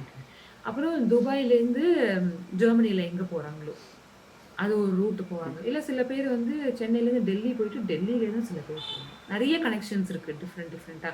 பட் ஒரு கிட்டத்தட்ட ஒரு 10 to 15 ஹவர்ஸ்க்குள்ளே ஆகும். எனக்கு தெரிஞ்சு யூரோப் வந்து அந்த இந்தியா பக்கத்தில் தான் இருக்குது. ஸோ அவ்வளோவா ரொம்ப நேரம் ஆகுற மாதிரிலாம் இருக்காது. யூஎஸ் வந்து ரொம்ப தூரம் இல்லை. ஸோ அந்த அளவுக்கு ரொம்ப ஸ்ட்ரெனுவஸான ட்ராவல் மாதிரி இருக்காது. கொஞ்சம் பக்கத்தில் தான் இருக்கும் உங்களுக்கு. அதுவும் நடுவில் ஒரு ஃப்ளைட்டை மாறி போகணும் அப்படின்றதுனால ரொம்ப நேரம் ட்ராவல் பண்ணுற மாதிரியும் இருக்காது. அதே மாதிரி அங்கே போயிட்டு உங்களுக்கு போன புதுசில் வேர்டாக இருந்தது என்னவா இருந்துச்சு? இங்கே என்னடா இப்படிலாம் இருக்கே அப்படின்ற மாதிரி எல்லாமே எப்படி இருக்கும் கொஞ்சம் புதுசு. என்னுடைய ரீல்ஸ் நீங்கள் பார்த்தீங்கன்னா இப்போ நான் அதை பார்க்கும்போது அடைச்சு இதை போய் நான் போட்டிருக்கேன். ஏன்னா ரோட்டில் மனுஷங்களே இருக்க மாட்டாங்க. நான் தான் இந்த ஒரு ஏரியாவுக்கு வந்துட்டேனா அப்படின்னு இருக்கும். அப்படியே வந்தாலும் ரொம்ப வயசானவங்களா இருப்பாங்க. எனக்கு ரொம்ப ஆச்சரியமா இருக்கும். ரொம்ப வயசானவங்க ரொம்ப தனியாக தான் போவாங்க. ஒரு ஸ்ட்ராலியா ஏதோ அதை வச்சுட்டு போவாங்க, நடந்து போவாங்க. அதுவும் அவங்களே வந்து அந்த ட்ராலியில் ஒரு பேக் மாதிரி மாட்டி கடைக்கு போய் அவங்க வேண்டிய பொருளை வாங்கி அவங்களே மெதுவாக வந்துடுவாங்க. எனக்கு ஆச்சரியமாக இருக்கும். இப்படிலாம் கூட ஏன்னா நம்ம ஊர்லலாம் வந்து 60 வயசு ஆயிடுச்சுன்னா எனக்கு வயசாயிடுச்சு அப்படின்றவாங்க. இங்க 80 வயசு இருக்கிறவங்க எல்லாம் கூட தனியா போவாங்க. அவங்க அவ்வளவு கூன் போட்டு அவ்வளவு வயசானவங்களா இருப்பாங்க. அதெல்லாம் பார்க்கும்போது ஐயோ நமக்குலாம் வயசே ஆகல, நம்ம இன்னும் ஸ்ட்ராங்கா இருக்கணும் மென்டலி அப்படின்லாம் இருக்கும். அண்ட் இங்க பாப்புலேஷன் வந்து கொஞ்சம் கம்மியா இருக்குன்றதுனால நிறைய கேப்பா இருக்கும். நம்ம ஊர்ல பாப்புலேஷன் கொஞ்சம் அதிகம் அப்படின்றதுனால நிறைய மக்கள் ஆளே இல்லாத மாதிரி இருக்கும் ரோட்ல. இங்க ஆளே இல்லாத மாதிரி இருக்கும். ஆனா சிட்டி சென்டர் அந்த மாதிரிலாம் ஷாப்பிங் ஏரியால எல்லாம் பார்த்தீங்கன்னா கூட்டமா தான் இருக்கும். ஆனா ரோட்ல பார்க்கும்போது சொல்றேன், மெயின் ஏரியா தவிர நம்ம ஏரியால எப்போதுமே வந்து ஒரே மாதிரி தானே இருக்கும், கொஞ்சம் கூட்டமா தான் இருக்கும். அண்ட் ரொம்ப ஆச்சரியமா இருக்கிறது இங்க கொஞ்சம் வருத்தமானது தான், நம்ம ஊர்ல யாரும் ரூல்ஸ் ஃபாலோ பண்றது இல்லை. ஆனா இங்க எல்லாம் பக்காவா ரூல்ஸ் ஃபாலோ பண்ணுவாங்க. அண்ட் இங்க நம்ம ரோடு கிராஸ் பண்றோம் அப்படின்னா கார் எவ்வளவு வேகமா போனாலும் ஸ்டாப் பண்ணிடுறாங்க. எனக்கு ரொம்ப கில்ட்டியா இருக்கும், ஐயோ அவ்வளவு வேகமா போறாங்களே நமக்காக நிப்பாட்டுறாங்களே அப்படின்னு இருக்கும். ஃபர்ஸ்ட் ஃபியூ இயர்ஸ்லாம், ஃபர்ஸ்ட் ஃபியூ மந்த்ஸ் இதுதான் இப்படிதான் இருக்கணும் போல அப்படின்னு சொல்லிட்டு நமக்கு தான் ஃபர்ஸ்ட் ப்ரிஃபரன்ஸ், நம்ம தான் ஃபர்ஸ்ட் போகணும் அப்படின்னு சொல்லிட்டு எனக்கு ரொம்ப கில்ட்டியா இருக்கும். ஆனா அதுதான் போல, அப்படிதான் இருக்கணும் போல. எனக்கு ரொம்ப ஆச்சரியமா இருக்கும் அதெல்லாம். அப்புறம் அந்த சூப்பர் மார்க்கெட்ல எல்லாமே ஜெர்மன்ல தான் எழுதியிருக்கும். அதனால அதை படிச்சு நமக்கு தேவையான பொருள் என்னன்னு கண்டுபிடிக்கவே கொஞ்சம் டைம் ஆகும். ஆனா அந்த பொருளுடைய போட்டோ போட்டிருக்கோம், இதுக்குதான் ஜெர்மன் படிக்கணும்னு சொல்றது. அந்த பொருளுடைய போட்டோ அது உப்பு அப்படின்னா அது ஒரு பேர் இருக்கும், அது உப்பான்னு நமக்கு தெரியாது. எல்லாத்தையும் உட்காந்து டிரான்ஸ்லேட் பண்ணி பார்க்கணும். அப்பதான் நான் டிரான்ஸ்லேட்டர் ஆப்பே நான் வந்து இன்ஸ்டால் பண்ணேன், கூகுளோடைய ஆப்பே அப்பதான் நான் யூஸ் பண்ண ஆரம்பிச்சேன். எல்லாமே வித்தியாசமா தான் இருக்கும், மறுபடியும் முதல்ல இருந்து கத்துக்கிற மாதிரி இருக்கும். அப்புறம் நைட் டைம் சத்தம் போடக்கூடாது, 8 மணிக்கு மேல வந்து பக்கத்துல ஜெர்மன் மக்கள் இருக்காங்க அப்படின்னா அவங்க ஸ்ட்ரிக்டா ஃபாலோ பண்ணுவாங்க. 8 மணிக்கு மேல லவுடா மிக்ஸி கிரைண்டர் எல்லாம் போடக்கூடாதுன்னுவாங்க, வேக்யூம் கிளீனர் யூஸ் பண்ணக்கூடாதுன்னு. ஏன்னா அவங்களுக்கு வந்து டிஸ்டர்ப் ஆயிடுமா. என்னோட ஃப்ரெண்டு வீட்டுல எல்லாம் வந்து பசங்க இருப்பாங்க, பசங்க எல்லாம் வந்து குதிப்பாங்க, ஆட்டம் போடுவாங்க, வீட்டுல விளையாடுவாங்க. அவங்க மேல வந்து கம்ப்ளைண்ட் பண்றாங்க, என்ன அவங்க பசங்க இவ்வளவு சத்தம் போடுறாங்க, கொஞ்சம் கண்ட்ரோல் பண்ணி வைங்க பசங்களை அப்படின்னு. அவங்க பசங்க அந்த மாதிரி விளையாட மாட்டாங்களா? அவங்க வயசானவங்களா இருப்பாங்க. ஓ ஆமாம், அங்கே சராசரி பார்த்தீங்கன்னா 40 to 50 ஏஜ் தான் இருப்பாங்களாமா. இப்போ நம்ம ஊரில் பார்த்தீங்கன்னா 20-25 இருப்போம், அவங்க நிறைய ஏஜ்டு பீப்புள் அதிகமாக இருப்பாங்களாமே. ஆஃபீஸில் போய் பார்க்கும்போதுமே வந்து நிறைய பேர் வந்து நம்ம நம்ம ஊர்ல எல்லாம் எனக்கு தெரியல, நான் பார்த்த கம்பெனி தான் வந்து யங் பாப்புலேஷனாக இருக்கான்னு தெரியல. ஆனால் நம்ம ஊர்லாம் நார்மலாக 18 இல்லை 18 20லேருந்து 33 35 வரைக்கும் தான் மேக்ஸிமமாக இருக்கும். அதுக்கு மேலே ரொம்ப சீனியர் மேனேஜ்மெண்ட் எல்லாம் கொஞ்சம் வயசானவங்களா இருப்பாங்க, 40 கிட்ட. ஆனா இங்க எல்லாருமே வந்து 35 மேல 67 வரைக்கும், 67 ரிட்டையர்மெண்ட் ஏஜ்னு நினைக்கிறேன், ரிட்டையர் ஆகுற வரைக்கும் அவங்க இருப்பாங்க. ரொம்ப நான் வந்து ரொம்ப சின்ன குழந்தை மாதிரி என்னை ட்ரீட் பண்ணுவாங்க. எனக்கும் கொஞ்சம் தெரியும், பேசுறது வந்து கண்டுக்கவே மாட்டாங்க. நீ சொல்றது ஓகே, ஆனா இதுதான் வந்து நாங்க பண்றோம் அப்படின்னா நம்ம பேசுறதும் உங்களுக்கு புரியாது. ரொம்ப வயசானவங்களா இருப்பாங்க. அப்ப எல்லாரும் ஒரே கம்பெனில இருப்பாங்க, ரிட்டையர் ஆகுற வரைக்கும் எல்லா டீம்லயும் வேலை பார்த்திருப்பாங்க, எல்லாரையும் அவங்களுக்கு தெரியும். எனக்கு ரொம்ப ஆச்சரியமா இருக்கும். ஏன்னா இந்தியால நம்ம பாக்குறது தானே நமக்கு ரியாலிட்டின்னு நம்ம நினைக்கிறோம். 3 years ஒன்ஸ் எல்லாரும் கம்பெனி மாத்திட்டே இருப்பாங்க, நிறைய பேர் இயர்லி ஒன்ஸ் மாத்துவாங்க ஹைக் வேணும்னு. இங்க வந்து எனக்கு காசெல்லாம் வேண்டாம், எனக்கு ரோலும் வேண்டாம். அதாவது அடுத்தடுத்த வருஷம் வந்து நம்ம ப்ரொமோஷன் வாங்கணும் அப்படின்ற மாதிரி நம்ம இந்தியால யோசிப்போம். நான் first developer, senior developer, team lead, manager அப்படின்னு அடுத்து போகணும், அப்பதான் காசு சம்பாதிக்கணும்னு நினைப்போம். ஆனா இங்க ஃபர்ஸ்ட் வந்து ஒரு கன்சல்டன்ட்டா இருக்காங்கன்னா ரிட்டையர் ஆகுற வரைக்கும் கன்சல்டன்ட்டா கூட இருக்க ரெடியா இருக்காங்க. அவங்க சொல்றாங்க, எனக்கு வந்து பெரிய பொசிஷன் போனா ஸ்ட்ரெஸ்ஸா இருக்கும், எனக்கு ஸ்ட்ரெஸ் எல்லாம் வேண்டாம், எனக்கு வந்து வேலை பார்க்கணும், எனக்கு இந்த வேலை பிடிச்சிருக்கு, கம்பெனி பிடிச்சிருக்கு, எனக்கு இந்த மனுஷங்கள்லாம் ஓகே, இந்த சம்பளமும் ஓகே, நீ அதிகமா ரோல் போக போக கம்மியா தான் நீ சம்பளம் கொடுக்க போற, இன்க்ரீஸ் கம்மியா தான் இருக்க போகுது, நான் இந்த ரோல்லயே இருந்துக்கிறேன். ரிட்டையர் ஆகுற வரைக்கும் அதே ரோல்லயும் இருக்காங்க. அதெல்லாம் எனக்கு ரொம்ப ஆச்சரியம். ஆளுங்களே ரொம்ப காமா இருப்பாங்கன்னு நினைக்கிறேன், அதிகமா சவுட்டிங் பண்ண மாட்டாங்க. எனக்கு ரொம்ப கன்வீனியன்ட்டா இருந்துச்சு. ஏன்னா நான் வந்து வீடியோல பேசுற மாதிரிலாம் நேர்ல இருக்க மாட்டேன், நான் பேசவே மாட்டேன், நான் ரொம்ப இன்ட்ரோவர்ட். இந்தியன்ஸ் கிட்ட கூட நான் இந்தியால இருக்கும்போது நான் தனியா இருப்பேன், பேசாம இருந்தா எனக்கு ரொம்ப பிடிக்கும். இவங்களும் பேசவே மாட்டாங்களா அப்படின்னு எனக்கு சந்தோஷமா இருக்கும், யாரும் பேசல அப்படின்னு ரிலாக்ஸ்டா இருக்கும். யாரும் அவங்களுடைய சர்க்கிள்குள்ள யாரையும் வரவும் விட மாட்டாங்க, நம்ம சர்க்கிள்குள்ளேயும் வர மாட்டாங்க. அது சம்டைம்ஸ் அட்வான்டேஜாவும் இருக்கும், டிஸ்அட்வான்டேஜாவும் இருக்கும். ஏன்னா ஒரு ஃப்ரெண்ட் பண்ண முடியாதுல. கரெக்ட். இப்போ நம்ம புதுசா ஒரு டீம்ல இந்தியால ஜாயின் பண்றோம் அப்படின்னா ஒரு வாரத்துல நமக்கு வந்து அவங்க ஹிஸ்டரி ஃபுல்லா தெரியும், இங்க போலாம் அங்க போலாம் ட்ரிப் போலாம் அப்படின்லாம் பிளான் பண்ணுவோம். அந்த மாதிரிலாம் இங்க கிடையாது. ட்ரிப் எல்லாம் எங்க டீமோட எல்லாம் எதுவுமே கிடையாது. அதாவது ஆஃபீஸ் ஹவர்ஸ் தவிர ரொம்ப எல்லாம் இன்ட்ராக்ஷன்லாம் இருக்காது. அதுதான் இங்க நார்மல். அதுக்காக அவங்களுக்கு உன்னைய பிடிக்கல அப்படின்லாம் கிடையாது. அவங்களுக்கு வந்து ஆஃபீஸ் ஹவர்ஸ் தவிர அவங்களுக்கு பர்சனல் லைஃப் தான். அவங்களுடைய ஃப்ரெண்ட்ஸோட தான் இருப்பாங்க. ஆஃபீஸ்ல இருக்கிறவங்க வந்து ஃப்ரெண்டா ஆகுற அளவுக்கு அவ்வளோ க்ளோஸாலாம் ரொம்ப நாள் ஆகும். பல வருஷங்கள் ஆகும். இந்தியால ஆகுற மாரி டக்குன்னுலாம் ஃப்ரெண்ட் ஆக மாட்டாங்க. பட் அது நார்மல் தான். அது அது தெரிஞ்சுக்க எனக்கு ரொம்ப நாள் ஆச்சு. அப்புறம் ஒர்க் கல்ச்சர்லாம் எப்படி இருக்கும் அங்கே? இப்போ நம்ம ஊரில் பார்த்தீங்கன்னா முன்ன பின்ன இருக்கும், அங்கே எப்படி? முன்ன பின்னன்னா அதுதான் கொஞ்சம் எக்ஸ்ட்ரா ஹவர்ஸோட ஒர்க் பண்ண மாதிரி, வேலையை பொறுத்து அர்ஜென்சி பொறுத்து நம்ம வேலை பார்க்குற மாதிரி இருக்குல்ல, இல்லை அங்கே ஸ்ட்ரிக்டாக ஃபாலோ பண்ணுவாங்களா? வந்து ஸ்ட்ரிக்டா வந்து அன்னன்னைக்கு வந்து 8 ஹவர்ஸு, ஒரு வாரத்துக்கு வந்து 40 மணி நேரம். அதுக்கு மேலே வந்து போகக்கூடாது. ஒரு லிமிட் வச்சுருக்காங்க. 8 to 10 ஹவர்ஸ் மேலே வேலை பார்க்கக்கூடாது. 10 ஹவர்ஸ் மேலே வேலை பார்த்தோம்னா அது தகுந்த மாதிரி நம்ம வந்து லீவ் எடுத்துக்கலாம், இல்லை காம்ப் ஆஃப் எடுத்துக்கலாம். அது வந்து மேண்டேட்ரி. அண்ட் அந்த வேலை வந்து நம்மளால முடிக்க முடியல அப்படின்னா, எனக்கு முடிக்க முடியாது, இல்லை எனக்கு பிடிக்கல அப்படின்னா தைரியமாக சொல்கிறாங்க. அதெல்லாம் நம்ம வந்து சொல்லவே நம்ம கேட்டு எனக்கு பழக்கவே இல்லை. இதனால் முடியாது, இந்த டைமில் எனக்கு கஷ்டமாக இருக்குது, இன்னும் கொஞ்சம் டைம் வேணும், இல்லை இன்னும் கொஞ்சம் ஆட்கள் எனக்கு சப்போர்ட் வேணும் அப்படின்லாம் அவங்க சொல்கிறாங்க.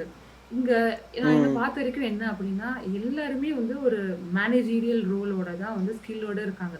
ஒரு சின்ன கன்சல்டண்ட்டாக இருந்தாலும் சரி, ஃப்ரெஷராக இருந்தாலும் சரி, ரொம்ப எக்ஸ்பீரியன்ஸ்டாக இருக்கிறவங்களும் சரி, எல்லாருக்குமே இந்த மேனேஜ்மெண்ட் ஸ்கில்ஸ் இருக்கும். இப்போ டீம் லீடு தான் டெசிஷன் எடுக்கணுன்ற மாதிரிலாம் நம்ம பழகியிருப்போம். ஆனால் இங்கே வந்து எல்லாருமே அவங்களுக்கு தேவையான டெசிஷன் அவங்க தான் எடுக்கணும். இது முடியும் முடியாது, இது நான் பண்ண முடியும், எனக்கு ஹெல்ப் வேணும் அப்படின்றது நம்ம தான் சொல்லணும். அண்ட் யாருமே வந்து இங்கே ஸ்பூன் ஃபீட்லாம் பண்ணவே மாட்டாங்க. இப்போ நம்ம வந்து இன்னொருத்தவங்களோட சேர்ந்து நம்ம கற்றுக்கலாம் அப்படிலாம் இருக்கும்ல. நம்ம புதுசாக நம்ம கம்பெனியில் ஜாயின் பண்ணுறோம் அப்படின்னா அந்த டீமில் வந்து ஒருத்தவங்க ஃபுல்லாக நமக்கு சொல்லி கொடுப்பாங்க, இது பண்ணு அது பண்ணு, நான் இப்படி தான் பண்ணேன். இங்கே அப்படிலாம் இல்லை, ஒரு ஓவர்வியூ மாதிரி கொடுப்பாங்க, இதான் ப்ராசஸ் அப்படின்னு. ஏதாச்சும் ஒரு டாஸ்க் வந்துச்சுன்னா அதை எப்படி பண்ணணும் அப்படின்றது நம்ம தான் கற்றுக்கணும். அது என்னன்னு தெரியலனாலும் நம்ம தான் கற்றுக்கிட்டு பண்ணணும். அவங்க ஏன் உனக்கு இவ்வளோ டைம் ஆச்சுன்னா கேட்க மாட்டாங்க. நம்ம லேர்ன் பண்ணி பண்ணோம், இண்டிபெண்ட்டாக நம்ம பண்ணணும். ஸ்பூன் ஃபீட்லாம் பண்ண மாட்டாங்க. ஆனால் அது எனக்கு தெரியவே இல்லை ரொம்ப நாள். நம்ம இண்டிபெண்ட்டாக தான் இருக்கணும் போல அப்படின்ற கல்ச்சர் எனக்கு புரியவே இல்லை ரொம்ப நாளைக்கு. அதுக்கப்புறம் தான் எனக்கு புரிஞ்சிச்சு. ஏன்னா சின்ன வயசுலேருந்து அவங்க ஸ்கூலிங்லேயே அப்படி தான் சொல்லி கொடுக்குறாங்க, உனக்கு வேண்டியது நீ தான் பண்ணிக்கணும் அப்படின்னு. ஸோ அது அவங்களுடைய ஸ்கூல் கல்ச்சர்லேருந்தே ஆரம்பிக்குது.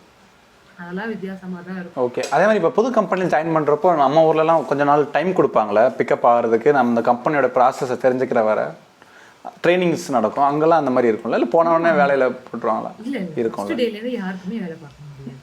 அதே மாதிரி தான் இங்கேயும் வந்து கேட்டி கொடுப்பாங்க. அதே ப்ராசஸ் தான். கம்பெனி என்ன பண்ணுது, எல்லா டீமும் என்ன, கம்பெனியோட ஸ்ட்ரக்சர் என்ன, நம்ம டீம் என்ன பண்ணுது, உங்களுக்கான டாஸ்க் என்ன அப்படின்னு எல்லாமே சொல்லிக் கொடுப்பாங்க. எல்லாருக்கும் வந்து ஒரு 6 months ஆகும் இல்லை அது என்ன நடக்குதுன்னு புரிய. இண்டிபெண்ட்டாக ஆகணுன்றதுக்கு ஒரு 6 months மேலே இண்டிபெண்ட்டாக ஆகிடுவாங்க. ஸோ அது எல்லாமே ஹெல்ப் பண்ணுவாங்க. ஆனால் நம்ம தான் கேட்கணும். சில விஷயங்கள் ஸ்ட்ரெயிட் ஃபார்வர்டாக ட்ரைனிங்லாம் கொடுப்பாங்க. ஆனால் சில விஷயங்கள் நமக்கு எனக்கு தெரியல, எனக்கு கொஞ்சம் ஹெல்ப் பண்ணுங்க, கைட் பண்ணுங்கன்னு சொன்னால் அவங்க எல்லாருமே ஹெல்ப் பண்ணுவாங்க. அதே மாதிரி நம்ம இந்தியன்ஸ்லாம் ரெஸ்பெக்ட் பண்ணுறாங்க தானே? ஆமாம்.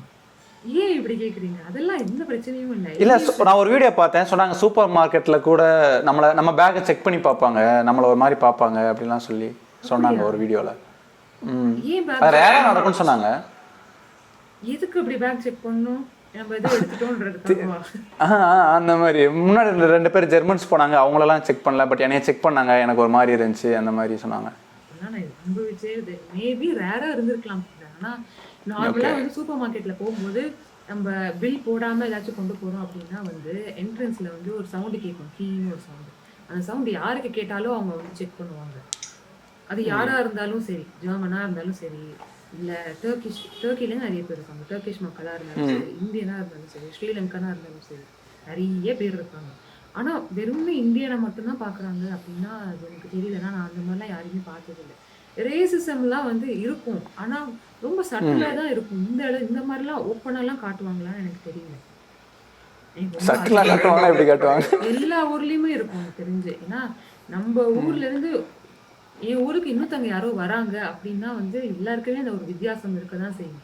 ஸோ அவங்களுடைய ரேசிசம்ன்றது நான் ஃபீல் பண்ணதே இல்லை எங்கேயுமே. எனக்கு லாங்குவேஜ் தெரியலன்றதுனால நான் அதை எனக்கு புரியலையான்னு எனக்கு தெரியல. ஏன்னா அவங்க மேபி சொல்லியிருக்கலாம், எனக்கு புரியாமல் இருந்திருக்கலாம். ஆனால் நம்மளை உத்து பார்ப்பாங்க, அது வந்து வித்தியாசமாக எனக்கு இருக்கும். ஆனால் மேபி நம்ம டிஃப்ரெண்ட்டாக இருக்குன்றதுனால நம்மளை பார்க்குறாங்க அப்படின்னு நான் வந்து வச்சுக்கிட்டேன். ஆனா எனக்கு அவ்வளவு அன்கம்ஃபர்டபுளால எங்கேயுமே இருந்தது இல்லை. ஸோ சேஃபாக இருக்கலாம். எங்கேயுமே சேஃபா இருக்கும். எப்பயுமே எனக்கு தெரிஞ்சு நைட் டைம்ல தனியா நான் இங்க நடந்து போவேன். ப்ராப்ளமே இல்லை. எனக்கு லாங்குவேஜும் தெரியாதுன்ற பட்சத்துல ஈவன் தோ லாங்குவேஜ் தெரியலனா கூட எனக்கு வந்து பஸ் எங்க போகுதுன்னு போய் கேட்டா கூட வந்து இங்கிலீஷ் தெரியுமான்னு கேட்பேன். தெரியாதுன்னு சொல்லுவாங்க. ஆனா தெரிஞ்சிச்சுன்னா பதிலும் சொல்லுவாங்க. சில பேர் தெரியாதுன்னு சொல்லுவாங்க. அவங்களுக்கு தெரியலனா நம்ம ஒன்றும் பண்ண முடியாது. தெரிஞ்சவங்க கிட்ட நம்ம பேசினா அவங்க ஹெல்ப்பும் பண்ணுவாங்க. நமக்கு ஏதாவது ப்ராப்ளம்னா போய் ஹெல்ப் பண்ணக்கூடிய ஜெர்மன்ஸும் இருக்காங்க. நம்மளுடைய எக்ஸ்பீரியன்ஸ் பொறுத்து தான். எல்லாரும் ஒரே மாதிரி சொல்ல முடியாது இல்ல. பட் எனக்கு இது வரைக்கும் எந்த ஒரு ப்ராப்ளமும் இருந்தது இல்லை. ரேசிசம்லாம் வந்து இந்த அளவுக்குலாம் நான் பார்த்ததே இல்லை. பட் இருக்குன்னு தான் நிறைய பேர் சொல்றாங்க. ஆனா எனக்கு அது அவ்வளவா கரெக்டா புரிஞ்சது இல்லை. என்ன ஏதோ சொல்றாங்க. மேபி இருக்கிற இடத்த பொறுத்து இருக்குன்னு நினைக்கிறேன். ஒவ்வொரு இடத்துல ஒரு மாதிரி இருக்கலாம். ஆனா பேக் எல்லாம் இப்படி செக் பண்றாங்கன்னா ரொம்ப அன்கம்ஃபர்டபுளா தான் இருக்கும். அப்புறம் சம்மரே அங்கே டியூரேஷன் கம்மி தானே. வின்டர்லாம் எப்படி ஹேண்டில் பண்ணுறீங்க? வின்டர் வந்து கொஞ்சம் கஷ்டமாக தான் இருக்கும்.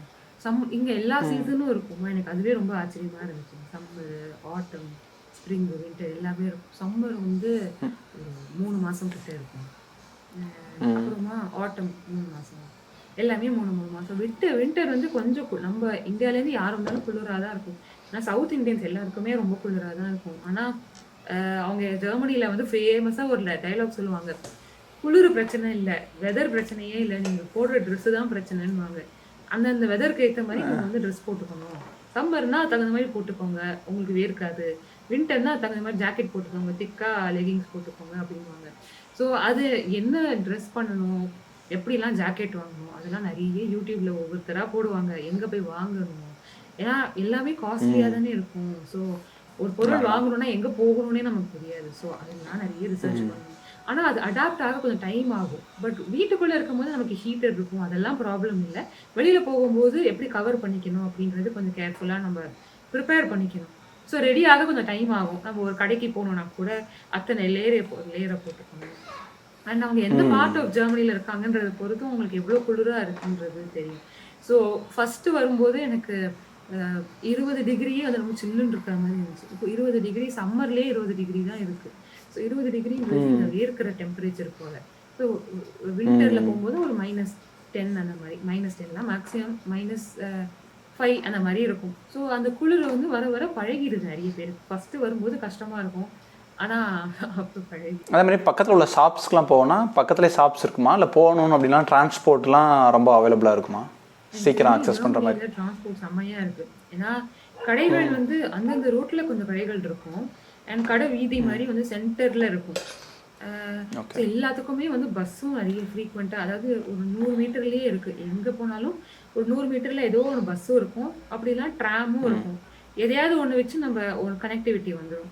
ஸோ அது தவிர கொஞ்சம் தூரமாக இருக்கும் அப்படின்னா ட்ரெயினும் இருக்கும். ஸோ எனக்கு தெரிஞ்சு கனெக்டிவிட்டி வந்து சூப்பராக இருக்கும். ஆனால் அந்த பெரிய ப்ராப்ளம் என்னென்னா அடிக்கடி ட்ரெயின் இல்லை பஸ் வந்து கேன்சல் ஆகும். அதனால நிறைய பேருக்கு கொஞ்சம் கடுப்பாகும். ஏன்னா அவங்க பிளான் பண்ணிட்டு ஒரு விஷயத்துக்கு போவாங்க, ஆனால் அந்த ட்ரெயினை கேன்சல் பண்ணி விட்டுருவாங்க. அதுக்கு அடுத்த ட்ரெயின் வந்து அடுத்து 1 hour ஒன்ஸ் தான் இருக்கும். ஸோ அப்போ என்ன செய்ய, ஒன்றும் பண்ண முடியாது. ஸோ நிறைய பேர் ஃப்ளைட்டுக்கு போகவே வந்து ஒரு 2-3 ட்ரெயினுக்கு முன்னாடியே கிளம்புவாங்க. ஸோ தட் ஒரு ட்ரெயின் கேன்சல் ஆச்சுன்னா அடுத்த ட்ரெயினாவது பிடிக்க முடியும் அப்படின்றதுக்காக போவாங்க. ஸோ அதுதான் ப்ராப்ளம். ஆனால் கனெக்டிவிட்டிலாம் நல்லா தான் இருக்கு எனக்கு தெரிஞ்சு. யூரோப்லேயே வந்து ஜெர்மனியில் நிறைய மோட்ஸ் ஆஃப் டிரான்ஸ்போர்ட். நீங்கள் சொல்கிறதெல்லாம் பார்த்தா இப்போ நம்ம ஊர்லலாம் ரொம்ப லவுடாக இருப்போம்ல, நிறைய பேரோட இருப்போம், சுற்றி பேசுவோம் செய்வோம். அங்கே எல்லாமே காமாக இருக்கிறப்போ தனியாக வேறு இருக்கணும் வீட்டில், பேரண்ட்ஸ் இல்லாமல். ஸோ லோன்லினஸ்ஸையும் கொஞ்சம் நம்ம பார்த்துக்கணும்ல, அது எப்படி நீங்கள் டேக்கிள் பண்ணீங்க? டேக்கிள்னா என்ன, இங்கே வந்து தான் எனக்கு புரிஞ்சிச்சு, நம்ம எப்போதுமே நம்மளை பிஸியாக வச்சுக்கணும் அப்படின்னு. ஏன்னா நம்ம கொஞ்சம் ஃப்ரீயாக விட்டோன்னா வச்சுக்கோங்க, எங்கள் மைண்டு வந்து ஒரு குரங்கு மாதிரி தான். நம்மளை ஏதாச்சும் ஒன்று யோசிச்சுட்டே இருப்போம். கடைசியில் நம்ம ஓவர் திங்க் பண்ணி அந்த டேவே வேஸ்ட் பண்ணிடுவோம். ஸோ லோன்லினஸ்லாம் இருக்காது, ஆனால் அதை வந்து அந்த டிஃப்ரென்ஸை அக்செப்ட் பண்ண கொஞ்சம் டைம் ஆகும். இங்கே சத்தமே இல்லாமல் இருக்குமா, ரொம்ப அதுவே எனக்கு தெரிஞ்சு உங்களுக்கு நம்மள மாதிரி ஆளுகள் கரெக்டாக இருக்கும். எனக்கு இன்ட்ரோவர்ட்டாக இருப்பாங்கல்ல, அவங்களுக்குலாம் சூப்பராக இருக்கும். பட் எக்ஸ்ட்ரோவர்ட்டாக இருக்கிறவங்க அவங்களுக்குலாம் ரொம்ப கஷ்டம் தான், ரொம்பவே கஷ்டம். ஃபேமிலி கூட இருக்கிறவங்களுக்குலாம் அது சில பேர் தனியாக வந்து இருப்பாங்க வேலைக்காக, ஃபேமிலியும் இல்லாமல் ஃப்ரெண்ட்ஸுன்னு இருப்பாங்க. ஆனால் அவங்க எவ்வளோ பேசுகிறாங்கன்றத பொறுத்து தான் எந்த ஊர்லேயும் ஃப்ரெண்ட்ஷிப்லாம் க்ரியேட் பண்ண முடியும். எவ்வளோ இண்டியன்ஸ் இருந்தாலும் அவங்கள்ட்ட போய் நம்ம பேசவே இல்லை அப்படின்னா நம்ம ஃப்ரெண்ட்ஸ் எல்லாம் பிடிக்க முடியாது. பட் ஃபர்ஸ்ட் ஃபியூ மந்த்ஸ் வந்து எனக்கு ரொம்ப அந்த சத்தமே இல்லாம இருக்கிறதே ரொம்ப ஒரு மாதிரி குயின்னு இருக்கும். அந்த தனுஷ் படத்துல வரும், யாராச்சும் இருக்கீங்களா? ஒரு சவுண்டுமே கேட்கல. அந்த மாதிரி தான் இருக்கும். ஸோ ஏதாச்சும் ஒரு பேக்ரவுண்ட் வந்து ஏதாவது ஒரு சவுண்ட் லைட்டா நான் ப்ளே பண்ணி விட்டுருவேன். அப்புறம் ஏதாச்சும் நம்மள ஓகே. பிஸியாவே வச்சுக்கணும். அடுத்தடுத்து ஏதாச்சும் ஒரு வேலை செஞ்சுட்டே இருக்கணும். அண்ட் நம்ம நெறைய பேர வந்து வீட்டுக்கு இன்வைட் பண்ணிட்டே இருக்கணும். அப்பதான் வந்து புதுசா நண்பர்கள வந்து உருவாக்க முடியும். ஏதோ ஏன்னா இவங்க எல்லாரும் என்ன பண்றாங்கன்னா, இது ஒரு கல்ச்சராவே வச்சுக்கிறாங்க. ஒரு டீ குடிக்க கூட யாராவது வரும். நம்ம குடிக்கும்போது இன்னொரு கப் டீய போட்டு அவங்க வீட்டுக்கு வர சொல்றாங்க. அப்போ நம்ம பேசிக்கலாம். நீங்க டீ குடிக்கும்போது நம்ம பேசலாம். "நீங்க வீட்டுக்கு வாங்க. நம்ம லஞ்ச் சாப்பிடலாம்" அப்படின்னு. அது ஒரு சிம்பிள் டிஷ்ஷா இருந்தாலும் பரவால்ல. நம்ம விருந்து தான் வைக்கணும் அப்படின்ற அவசியம்லாம் இல்ல. ஸோ அதெல்லாம் ரொம்ப அழகான ஒரு கல்ச்சரா இருக்கும். ஸோ அப்படிதான் நம்ம டேக்கிள் பண்ணணும். காமனான ஏரியாஸ்க்கு போனோம். கோயிலுக்கு போகணும். அங்க நெறைய நம்ம ஊர் மக்கள பார்க்கலாம். அங்க அந்த கோயிலுக்கு போனாலே நமக்கு தெரியும் நம்ம எந்த ஊர்ல இருக்கோன்றதே மறந்துரும். எல்லாரும் நம்ம ஊர் ஓ. மக்களா இருப்பாங்க. சூப்பரா வந்து பிரசாதம் குடுப்பாங்க. எல்லாரும் அங்கேயே உட்கார்ந்து சாப்பிடுவாங்க. ஸோ அது கத்துக்கணும். அது அது ஒரு ப்ராசஸ். ஒரு அந்த அந்த டைம் ஆகுற வரைக்கும் நமக்கு ரொம்ப ஸ்ட்ரெஸ்ஃபுல்லா தான் இருக்கும். ஆனா ஒன்ஸ் பழகிடுச்சுன்னா ஐ திங்க் அட்ஜஸ்ட் ஆயிரும். ஆனா அந்த பீரியடுக்கு கொஞ்சம் பொறுமையா இருக்கணும். அது மாதிரி இந்தியன்ஸ் பார்க்குறது ஓகே, தமிழ்நாடு தமிழியன்ஸ்லாம் பார்க்குறதுக்கு வாய்ப்பு இருக்குமா அதுவும் வந்து கோயிலுக்குலாம் போகிறப்போ? டிபெண்ட்ஸ் தான். இப்போ தமிழ் மக்கள் பார்க்கறது கொஞ்சம் கஷ்டம் தான். ஆனா நான் சொன்ன மாரி வாட்ஸ்அப் குரூப்லாம் இருக்கு. ஸோ அங்க எங்கன்னு சேர்ந்து தமிழ் மக்கள் இன் ஜெர்மனி அப்படின்லாம் குரூப் கிரியேட் பண்ணியிருக்காங்க. ஸோ அதுக்குள்ளே எப்படியாவது நம்ம ஓகே. போகலாம். ஸோ அங்கேருந்து நம்ம நம்ம ஏரியால எவ்வளோ பேர் இருக்காங்க அப்படின்றது அந்த ஏரியால இருக்கிற ஆக்டிவிட்டீஸ் பொறுத்து தான் நம்ம பார்க்க முடியும். இருக்கலாம். நெறைய பேர் இருப்பாங்க. நம்ம ஊர் மக்கள் எல்லா இடத்துலயும் இருப்பாங்க. அவங்க எங்க இருக்காங்கன்னு கண்டுபிடிக்கிறதே பெரிய பிரச்சனை. நான் ரெகுலரா என்ன பண்ணுவேன்னா, அ ஒரு கோயில் இருக்கு. அந்த கோயிலுக்கு போயிடுவேன். அங்க போனா அது முருகன் கோயில். அதனால நெறைய சவுத் இண்டியன்ஸ் வருவாங்க. தமிழ் மக்கள் ஆஃபீஸா இருப்பாங்க. ஓகே. ஸ்ரீலங்கன் மக்கள் நெறைய பேர் இருப்பாங்க. அவங்களும் சூப்பரா தமிழ் பேசுவாங்க. ஸோ இப்படியே போனா அப்படியே கான்டாக்ட் வந்துரும். "உனக்கு இவங்கள தெரியுமா? அவங்கள தெரியுமா?" அப்படின்னுவாங்க. அவங்க 4 பேர் இன்ட்ரோடியூஸ் பண்ணி விடுவாங்க. ஸோ அது ஒரு ரொம்ப நாள் ஆகும். ஆனா ஒன்ஸ் நமக்கு பழகிட்டோம் அப்படின்னா, தமிழ் மக்களை கண்டுபிடிக்கலாம். உங்களோட சண்டேஸ் வீக்கெண்ட்ஸில் எப்படி போகும், எப்படி டைம் ஸ்பெண்ட் பண்ணுவீங்க? ஹானஸ்ட்டா வீட்டு வேலை பண்ணி தான் சாட்டர்டே, சண்டே ஃபுல்லா நம்ம வீட்டு வேலை தான் டைம் ஆகும். ஓகே. அதுக்கப்புறம் வீக் டேஸ்ல ஃபுல்லா நம்ம என்ன செய்யணும்? என்னென்ன ஆக்டிவிட்டீஸ் இருக்கு? என்ன இப்போ மீல் ப்ரெப்லாம் பண்ணி வச்சுப்பேன் நான். ஏன்னா வீக் டேஸ்ல வந்து சவுத் இண்டியன் சமையல்லாம் வந்து சமைக்கணும் அப்படின்னா, வீக் டேஸ்லலாம் எனக்கு சமைக்கிற அளவுக்கு பொறுமை இருக்காது. ஸோ வீக்கெண்ட்ஸ்ல கொஞ்சம் ப்ரிப்பேர் பண்ணி வச்சுப்பேன். வீட்டு வேலையெல்லாம் செய்வேன். அப்புறம் ஃப்ரெண்ட்ஸை கொஞ்சம் இன்வைட் பண்ணுவோம். கிளைமேட்லாம் நல்லா இருந்துச்சுன்னா வெளியில போயிடுவோம். ஏன்னா வீட்டுக்குள்ளேயே வின்டர்னா எப்போதுமே வீட்டுக்குள்ள தான் நம்ம இருந்தே ஆகணும். ஸோ இப்போ இங்க சம்மர் அப்படின்னா எல்லாரும் ரோட்டுக்கு வந்துருவாங்க. ரோட்ல வந்து சும்மா ரோட்ல உட்காந்து பேசுவாங்கல்ல, சும்மாவாவது வெயில்ல உட்காந்துருப்பாங்க. ஸோ அந்த மாதிரி நானும் மாறிட்டேன்னு நினைக்கிறேன். வெளியில போய் உட்காந்துருப்பேன். இல்ல இங்க வந்து ஜெர்மனில வந்து எனக்கு தெரிஞ்சு நெறைய நடக்க பழகிட்டேன். இந்தியாலலாம் நான் நடந்ததே இல்ல நான். ஆனா இங்க எல்லாமே வந்து நடந்து நடந்து எங்கேயாவது எனக்கு யார்ட்டயும் பேச பிடிக்கல அப்படின்னா நடக்க போயிடுவேன். காதுல பாட்டு மாட்டிட்டு பெருசா எல்லா இடத்துலயும் நடக்கிற மாதிரி தான் இருக்கும். அப்புறம் அடிக்கடி ஒரு பார்க் வந்துரும். அங்க நெறைய பசங்க விளையாடுவாங்க. ஒரு 100 மீட்டருக்கு ஒரு பார்க் இருக்கும் எனக்கு தெரிஞ்சு. அதனால ஓகே. ஒவ்வொரு பார்க்கா போய் நம்ம வேடிக்கை பார்க்கலாம். ஒண்ணும் இருக்காது. வெறுமனே ஒரு ஊஞ்சல் இருக்கும், சறுக்கு மரம் இருக்கும் அவ்வளவுதான். ஆனா அங்க நெறைய குழந்தைங்க இருப்பாங்க. அத வேடிக்கை பார்க்கலாம். நெறைய நடக்கலாம். ஊர் சுத்தலாம் ஏதாச்சும். ஏதாவது நல்ல பிளேஸ் இருக்கு. மூவிஸ்லாம் பார்க்கலாமா? தேட்டரில் இருக்குமா நம்ம தமிழ் தேட்டரு? எல்லா படங்களும் இங்க வந்துரும். எல்லா படங்களும் ஓகே. இங்க வரும். டிக்கெட் காஸ்ட் கொஞ்சம் அதிகமா இருக்கும். ஆனாலும் மிஸ் பண்ணக்கூடாது அப்படின்னா எல்லாரும் போய் பார்ப்பாங்க. ஆனா அது 2 வீக்கெண்ட் 3 வீக்கெண்ட் மாதிரி தான் ப்ளே பண்ணுவாங்க. இப்போ கடைசியா என்ன தமிழ் படம் வந்துச்சு? ஐ திங்க் ரெட்ரோ வந்துச்சுன்னு நினைக்கிறேன். அதுக்கப்புறம் என்ன தமிழ் படம் வந்துச்சுன்னு எனக்கு தெரியல. அந்த மாதிரி நேரத்தில் போயிட்டு நம்ம தமிழியன்ஸை பார்க்கலாம், பார்க்க டைம் கிடைக்கும். தியேட்டர்ல போனா நிறைய பேர் இருப்பாங்க. ஸோ பெரிய பெரிய படங்கள்லாம் நான் நார்மலா போய் பார்ப்பேன். பெரிய படம் அப்படின்னா. அப்படி இல்லைன்னா வந்து எல்லா மூவிஸும் வரும் அந்த தியேட்டர்ல. ஆனா அந்த மூவிஸ் வந்து எல்லா லாங்குவேஜும் வரும். மலையாளம், கன்னடா, மத்த லாங்குவேஜும் போய் பார்ப்பேன். ஏன்னா அவங்க சப்டைட்டில்ஸ் போடுவாங்க. ஸோ அந்த மாதிரி மூவிஸும் போய் பார்க்கலாம். ஸோ இன்ட்ரெஸ்டிங்கா இருக்கும். எல்லா மூவிஸும் வரும் ஜெர்மனில.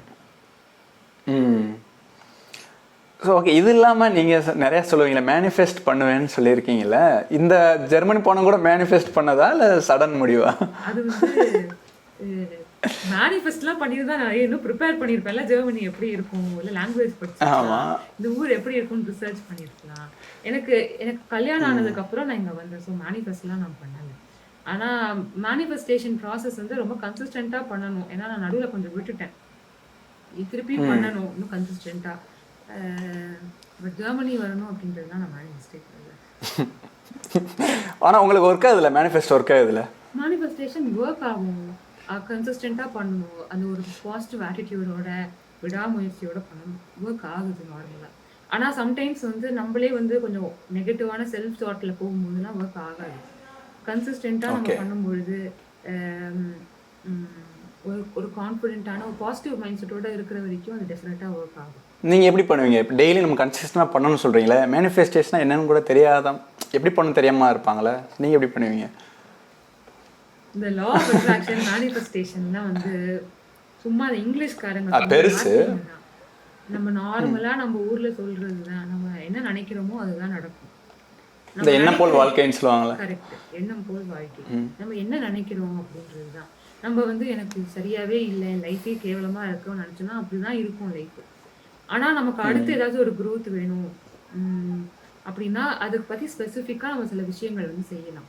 நார்மலாக ஜென்ரலாக யோசிக்கிறத தவிர இப்போ என்னுடைய ஸ்பெசிஃபிக்காக கரியர் பற்றி நம்ம ஏதாவது சில ப்ராக்டிசஸ் பண்ணலாம், இல்லை ஏதாவது ஒரு பர்டிகுலர் கோலை பற்றி நம்ம யோசிச்சு பண்ணோம் அப்படின்னா அது இன்னும் ஃபாஸ்ட்டாக நடக்கும்ன்றதுக்காக தான் இந்த மேனிஃபெஸ்டேஷன் ஒரு ப்ராசஸை பற்றி அவங்க இன்ட்ரடியூஸ் பண்ணுறாங்க. ஒரு கோல் எடுத்துக்கோங்க, அந்த கோலை பற்றி இப்படி மேனிஃபெஸ்ட் பண்ணுங்க, அதை பற்றி இப்படி நினைங்க, அதை வந்து இந்த மாதிரி அஃபர்மேஷன்ஸ் கேளுங்க அப்படின்றது. ஸோ ஒரு விஷயத்தை பற்றி தொடர்ந்து நான் நினைக்கிறேன், பாசிட்டிவான ஒரு விஷயத்த, ஒரு பாசிட்டிவ் அவுட்கம்மை நான் வந்து இமேஜின் பண்ணிக்கொண்டே இருந்தேன் அப்படின்னா எனக்கு ஒரு அது ரியாலிட்டியாக மாறும் அப்படின்றது தான் இந்த மேனிஃபெஸ்டேஷன். நான் என்ன செய்வேன் அப்படின்னா நிறைய அஃபர்மேஷன்ஸ் கேட்பேன், கான்ஸ்டண்ட்டாக மெடிடேஷன் அண்ட் விஷுவலைசேஷன் பண்ணுவேன். தெரிஞ்சு அதுதான் ரொம்ப பவர்ஃபுல்லான டெக்னிக்னு நினைக்கிறேன். அண்ட் நிறைய நான் எழுதுவேன். ஸோ எழுதுறதே வந்து நிறைய பேர் டைரியில் எழுதும்போது என்னுடைய லைஃப் இவ்வளோ மோசமாக இருக்குது அப்படின்னு நிறைய கம்ப்ளைண்ட் தான் பண்ணுற மாதிரி எழுதுவேன். பட் இந்த 555, 333 அந்த மாதிரிலாம் மெத்தட் இருக்குல்ல, அதனுடைய மெயின் எய்மே என்னென்னா என்னுடைய லைஃபுடைய கோல் இந்த மாதிரி சூப்பராக இருக்குது, இது நான் சூப்பராக அச்சீவ் பண்ணிட்டேன் அப்படின்றத நம்ம எழுதுனா அது டெஃபினட்டாக நம்ம மைண்டில் வந்து செட் ஆகும். அது செட் ஆச்சுன்னா நம்ம அதை பற்றி யோசிப்போம். அதை பற்றி யோசிக்கிறோம் அப்படின்னா அடுத்து என்ன பண்ணணும்னு நம்ம ஏதாவது ஆக்ஷன் எடுப்போன்றதுக்காக தான். ஸோ அதை நம்ம எப்படி வேணால் அதை நம்ம லைஃப்பில் இன்கார்பரேட் பண்ணிக்கலாம். டெய்லி 33 வாட்டி எழுதணும் அப்படின்னு சில பேர் உட்காந்துருப்பாங்க.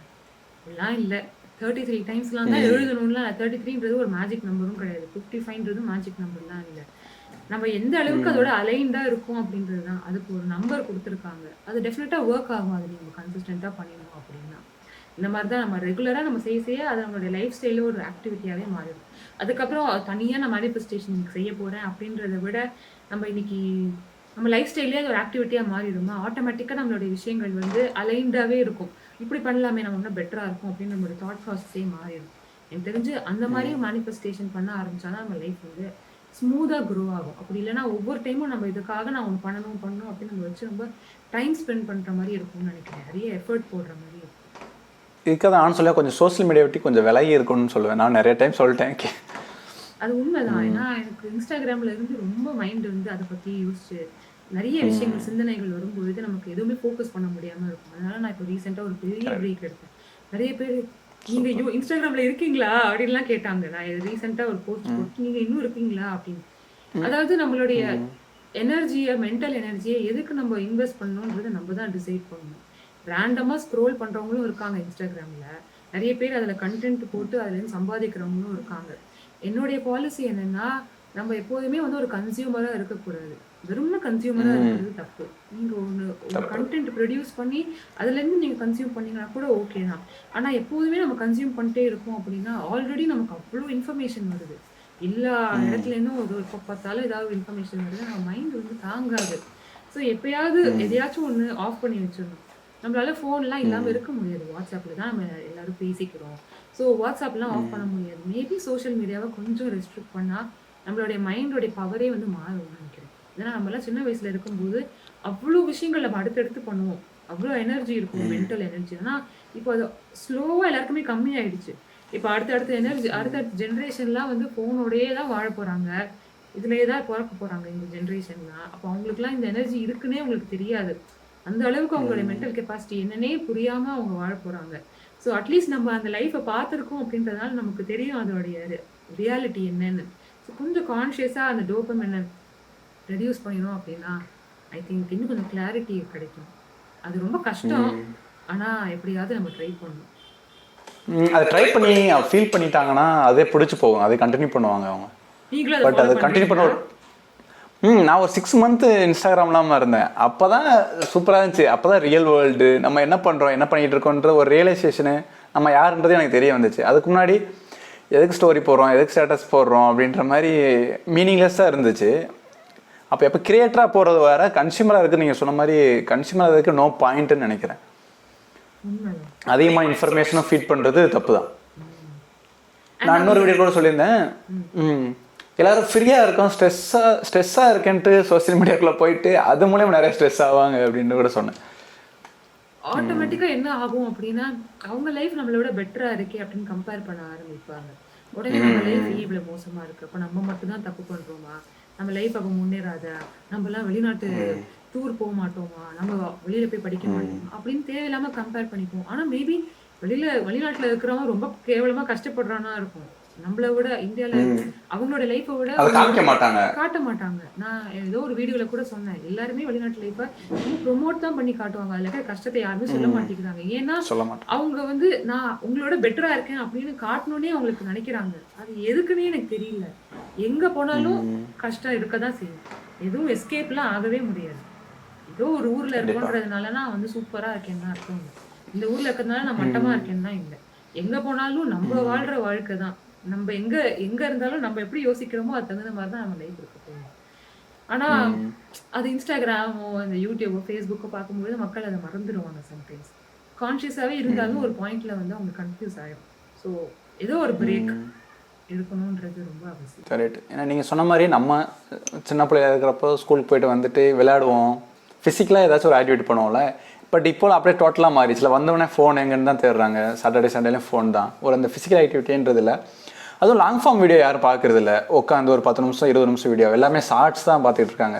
சீக்கிரன்றதுனால எதையுமே லேட்டாக பண்ணி ஒரு விஷயம் கிடைக்கணும்னு எதிர்பார்க்கவே மாட்டுறாங்க அவங்க. எனக்கு எல்லாமே டக்குன்னு கிடைக்கணும்னு எதிர்பார்க்குறாங்க. அதனால நிறைய டிசப்பாயின்மெண்ட் நடக்குது. அது உண்மைதான். ஆனால் நான் என்ன அதை யோசிச்சேன்னா, நம்ம ஒரு கிரியேட்டராக இருக்கும். ஆனால் இந்த மாதிரி ஒரு ஷார்ட் ஃபார்ம் கண்டென்ட்டை நம்மளும் ப்ரொமோட் பண்ண ஆரம்பித்தோம் அப்படின்னா கடைசியில் அது ப்ராப்ளம் எனக்கு தான் வரும். இப்போ வந்து வியூஸ்க்காக வந்து நம்ம ஷார்ட்ஸ் போடலாம், ரீல்ஸ் போடலாம், மேபி வியூஸ் டெஃபினட்டாக வரும். ஆனால் அதனால நம்ம என்ன பண்ணுறோம், ஒருத்தவங்களை வந்து ஒரு ஷார்ட் பார்க்க வைக்கிறோம். அதனால அவங்களுக்கு வந்து தேவையில்லாமல் மென்டல் கன்ஃபியூஷன் வரும், ஒரு பொறுமை இல்லாமல் ஒரு நிலைமை வரும். ஸோ ஒரு 10 நிமிஷம் ஒரு 5 செகண்டுக்கு மேலே அவங்களுக்கு ஒரு நிதானமாக இருக்கவே முடியாத அளவுக்கு ஒரு ரெஸ்ட்லெஸ்னஸ் வந்துருச்சு ஆல்ரெடி.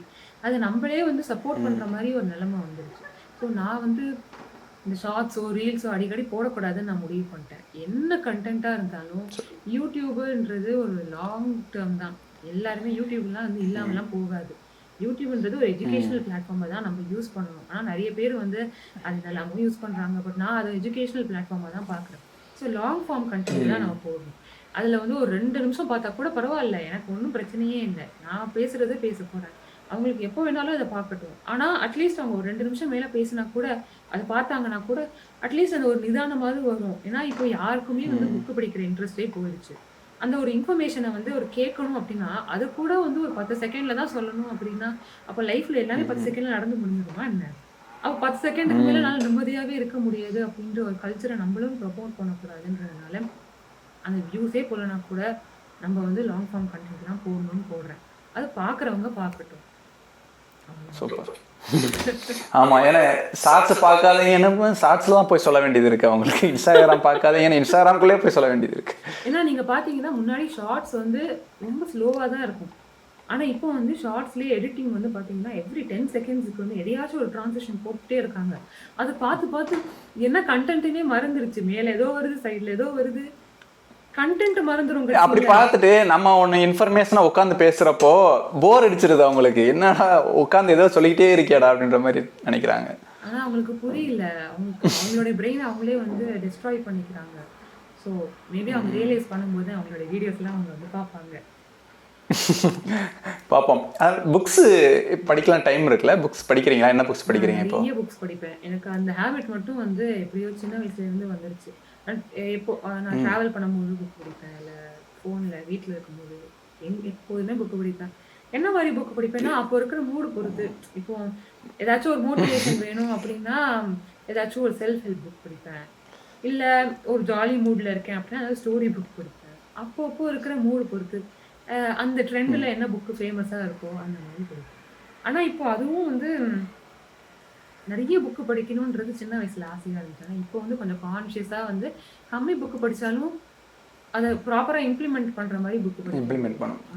ஏன்னா அப்போல்லாம் வந்து சின்ன வயசுல 100 புக்கு படித்தேன் அப்படின்றதுலாம் எனக்கு பெருமையாக இருக்கும். 100 புக்கு படித்ததெல்லாம் என்ன பெருமை, அதெல்லாம் பெருமை இல்லை. ஆனால் அந்த புக்கில் படித்த கண்டென்ட் நம்ம லைஃப்பில் கொண்டு வருமானது தான் முக்கியம். ஸோ அந்த மாதிரி கொஞ்சம் கான்ஷியஸாக படிக்கணுன்றது தான் இப்போ கொஞ்சம் ஸ்லோவாக நான் பண்ணுறேன். சரி, ஏதாச்சும் இந்த லைஃப் இல்லை செல்ஃப் இம்ப்ரூவ்மெண்ட் ரிலேட்டடாக ஒரு புக்கை சஜஸ்ட் பண்ணுங்களேன் என் ஆடியன்ஸுக்கு. சீக்ரெட்.